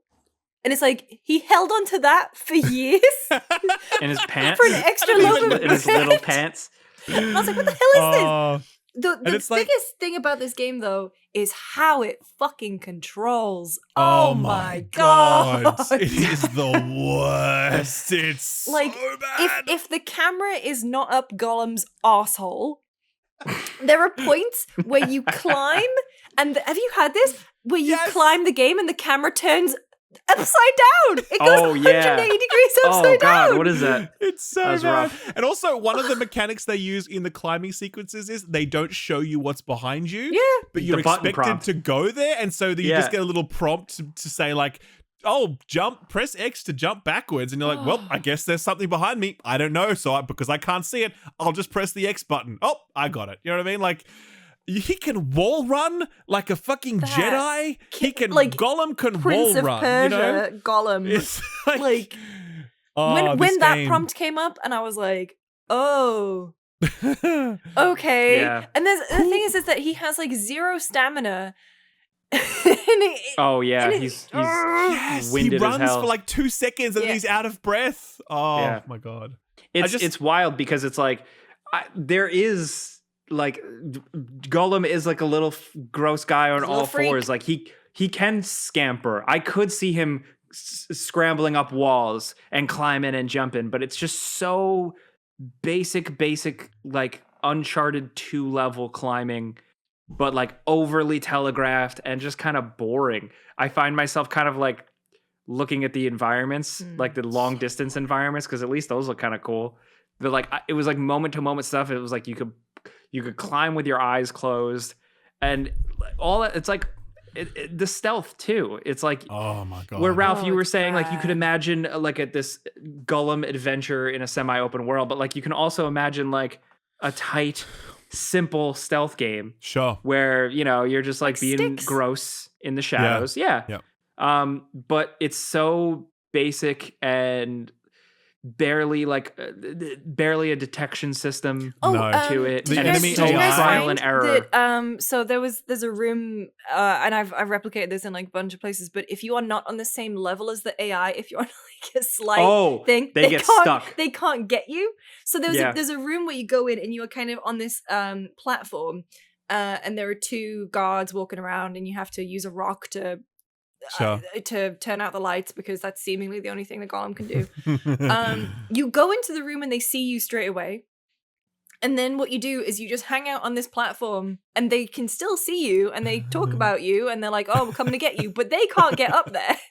Yep. So then I just It's like backed out of the Redfall room. all over again. Yeah, I backed out of the room and I clung on the ledge so they couldn't see me. I waited for their alert meter to go down, and then I went back in the room, and they just It's such a busted game. And like, They- and look, it's one thing to be like, oh, lol, this is so funny. But like, this is actually a $60 release as well, by the way. Like, it's $60. 70 And it's with actually the 70 emotes. with the bullshit stuff that they put behind a paywall, where like they have the Elven language behind a paywall. They have emotes, like 6 or 7 really shitty emotes behind a paywall. 4 of And them also- are him looking at a fly. Yes, I'm not that's even right. joking. Yep. 4 No, of that's them true, are him that's true. looking at a fucking fly. Would and you one call of them that is a him piss saying, "My take? precious." It feels like a piss take. Yeah, Right? it's a piss take. It It's is, a yeah. piss take. And also, what they paywalled the lore entries. They're like a lore compendium that every other game just gives you, but this is behind a paywall, Yeah, and weird. it's so mad. bad. It's so badly written and badly formatted. Yep. It's just so bad, you know. Are we going to talk about the elephant in the room? What's that? Gollum's hair. Oh Breaks my the god! game. Gollum's Yeah. hair crashes the game. So, Yeah. Jake, what did you play on? PS5. So But, our reviewer counted the number of crashes he had. Over 120. What? Oh my So he had God. hair mode turned on? He had hair mode turned on, but even when he turned it off, it kept crashing. Oh, At wow. one point, it wiped a save. Oh my Ralph, god. I know you had 120 issues. crashes. Yeah. That's incredible. So so Giant Bomb has a new partnership with NZXT, so I have a new PC with a 4090 in it. Flawless. I Yeah. have that hair physics turned on because it's fucking poorly optimized as shit if you need a Yeah. 4090 to run Gollum's hair. Also, it's like Correct. 7 strands of hair. Yeah. It is. It's so bad. Like he's like It's he doesn't have a lot of yeah. hair. Like it shouldn't be. It's not Geralt's hair. Yeah. No, it's a top to bottom disaster. It's just like, can't believe it. And this had Music's some serious good. marketing push behind it. Yeah. I mean, music, I don't even really notice the music, to be honest. I'm I guess I was so reaching, focused I'm on- reaching. You are reaching. But like, it's just like, this had serious marketing part behind it. Serious money went into this, promotion, whatever.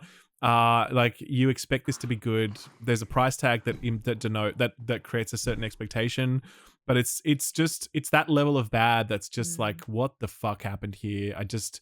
It's just a total catastrophe. It feels like old, and it doesn't feel old in like a charming way. Like, because I'm always down to be like, oh, it feels like a PS2 game or a 360 game. Like, but not here. It feels like not like, I don't want to say scam, but like it just feels like something happened. I know what you mean. Something went wrong. You know, I do. I think it's a scam to charge $60 for what is clearly a very broken and unfinished game. It's especially a scam to put basic features behind a paywall. In terms of that. That's just abysmal. Yeah. Like, there's no way. They should have, at some point, the publisher should have bit the bullet on this and been like, listen, this isn't working as we'd liked. Either cancel this, which, okay, fair enough, you're not going to cancel it, but at least drop the price. At least drop this to like 20, 25, max $30, and just like do a solid to the consumer and be like, whatever. Because now it's like, it's Nacon and the Dailic Entertainment or whatever, their partnership. It's like, well, next time they come around with something, I'm going to be like, all right, well, I know what you put out last time, so let's keep that in mind. You know what I mean? The thing that gets me is that, like, with Tolkien stuff, like Middle-earth Enterprises, the Tolkien estate, they're clearly, and I mean, you know, all this stuff about Embracer are going to make loads of Lord of the Rings stuff. Amazon's obviously wanting to get in on the pie. It's like, is this the bar of quality that we can expect? Like, if you're you're only looking for accuracy as it pertains to lore and how it pertains to canon, but you're not looking for accuracy in terms of an actual good experience or game. Like, that sucks. Well, this would have been obviously in train well before Embracer had acquired the rights, and I'm imagine they're going to have Tolkien Estate and Middle-earth Enterprises are still involved in the process regardless, because sure. Well, I imagine they don't really, I would guess that group don't really understand anything about video games and whatever. So now that Embracer owns the rights, hopefully we get a level of quality associated with these games that has been absent to this point. They got the lore wrong with the orcs. Like, they're just boring and they are dumb and they look ugly. And they also wear armor like the Planet of the Apes, the Tim Burton remake. These weird bulbous armor that's just like, what is that, you know? Some of them do have like the gruff London accents though. So I was like, oh, do they? That's something.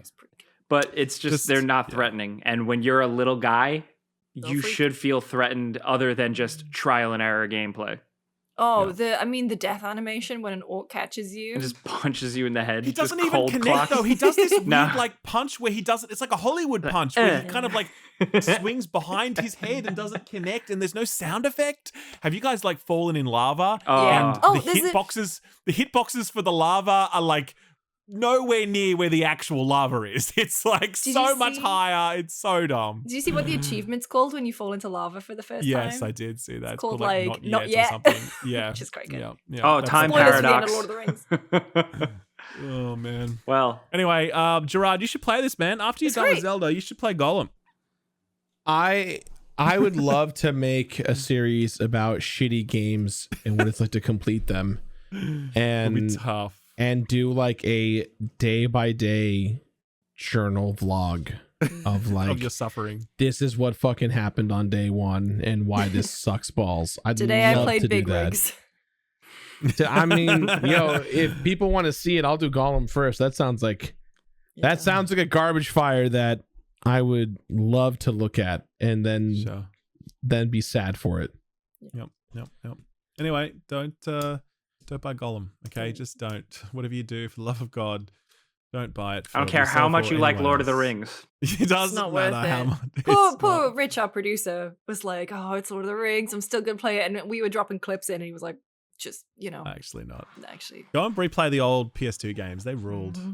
Yep. They were fucking sick. How great times, man. I was hoping. Remember when I played the preview of Gollum? I was like, "Oh, maybe they'll capture kind of a little bit of that."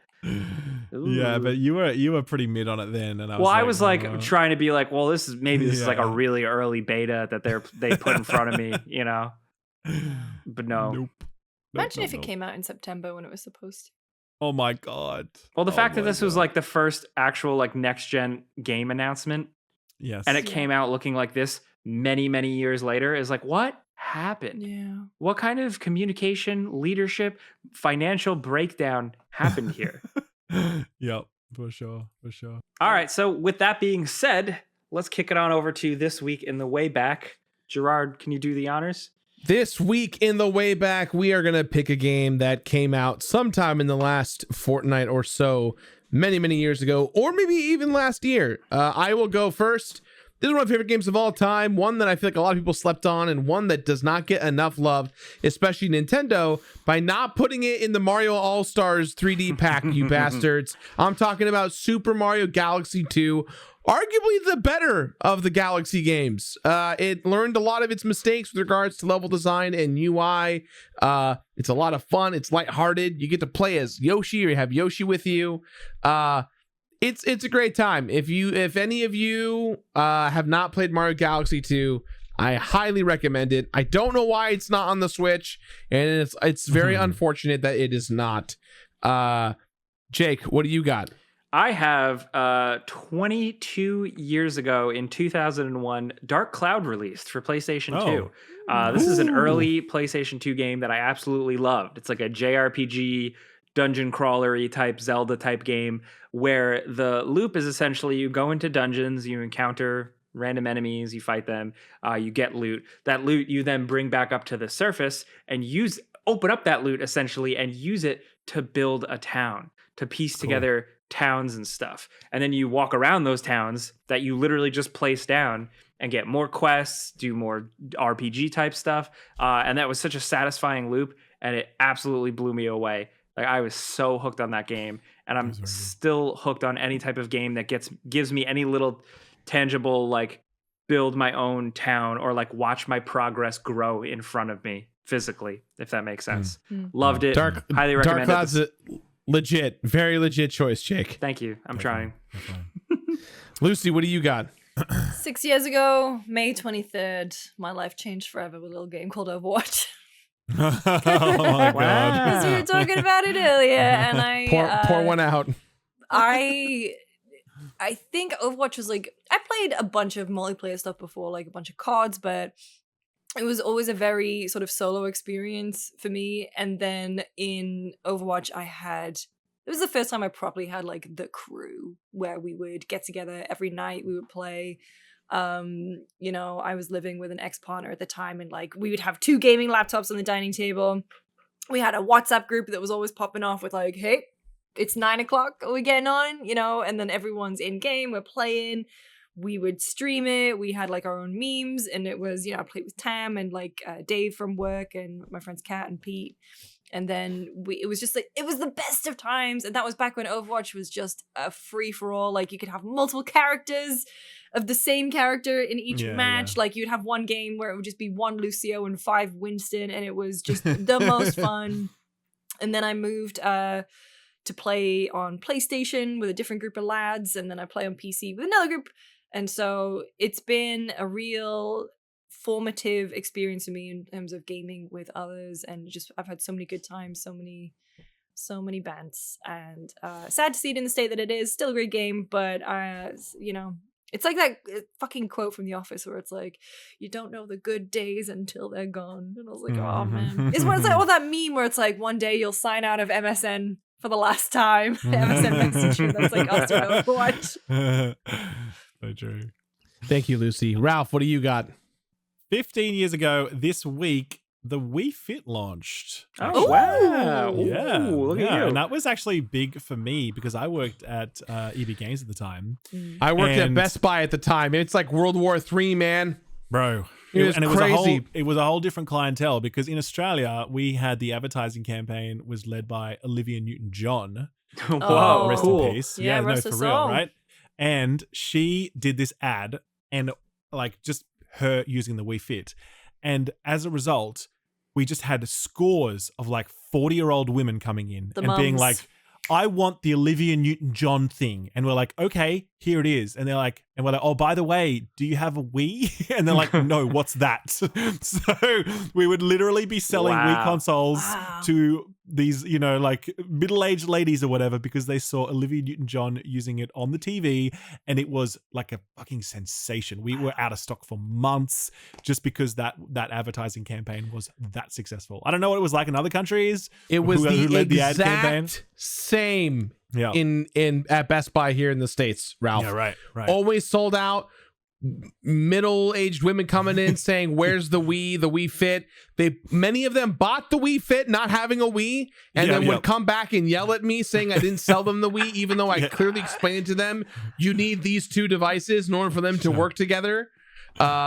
We were sold out of Wii Fits for I think 18 months. Yeah, it was and what was even crazier is that every morning we'd have the same 30 to 60 women outside at 10 a.m. trying to get a Wii Fit, even though we would tell them we're not getting shipments. And it was always funny because it'd be 30 to 60, women, and then it'd be like 5 resellers who'd be right behind them who were like, I need a bunch of Wii Fits. And because of them, we had to limit it to 2 per customer at most.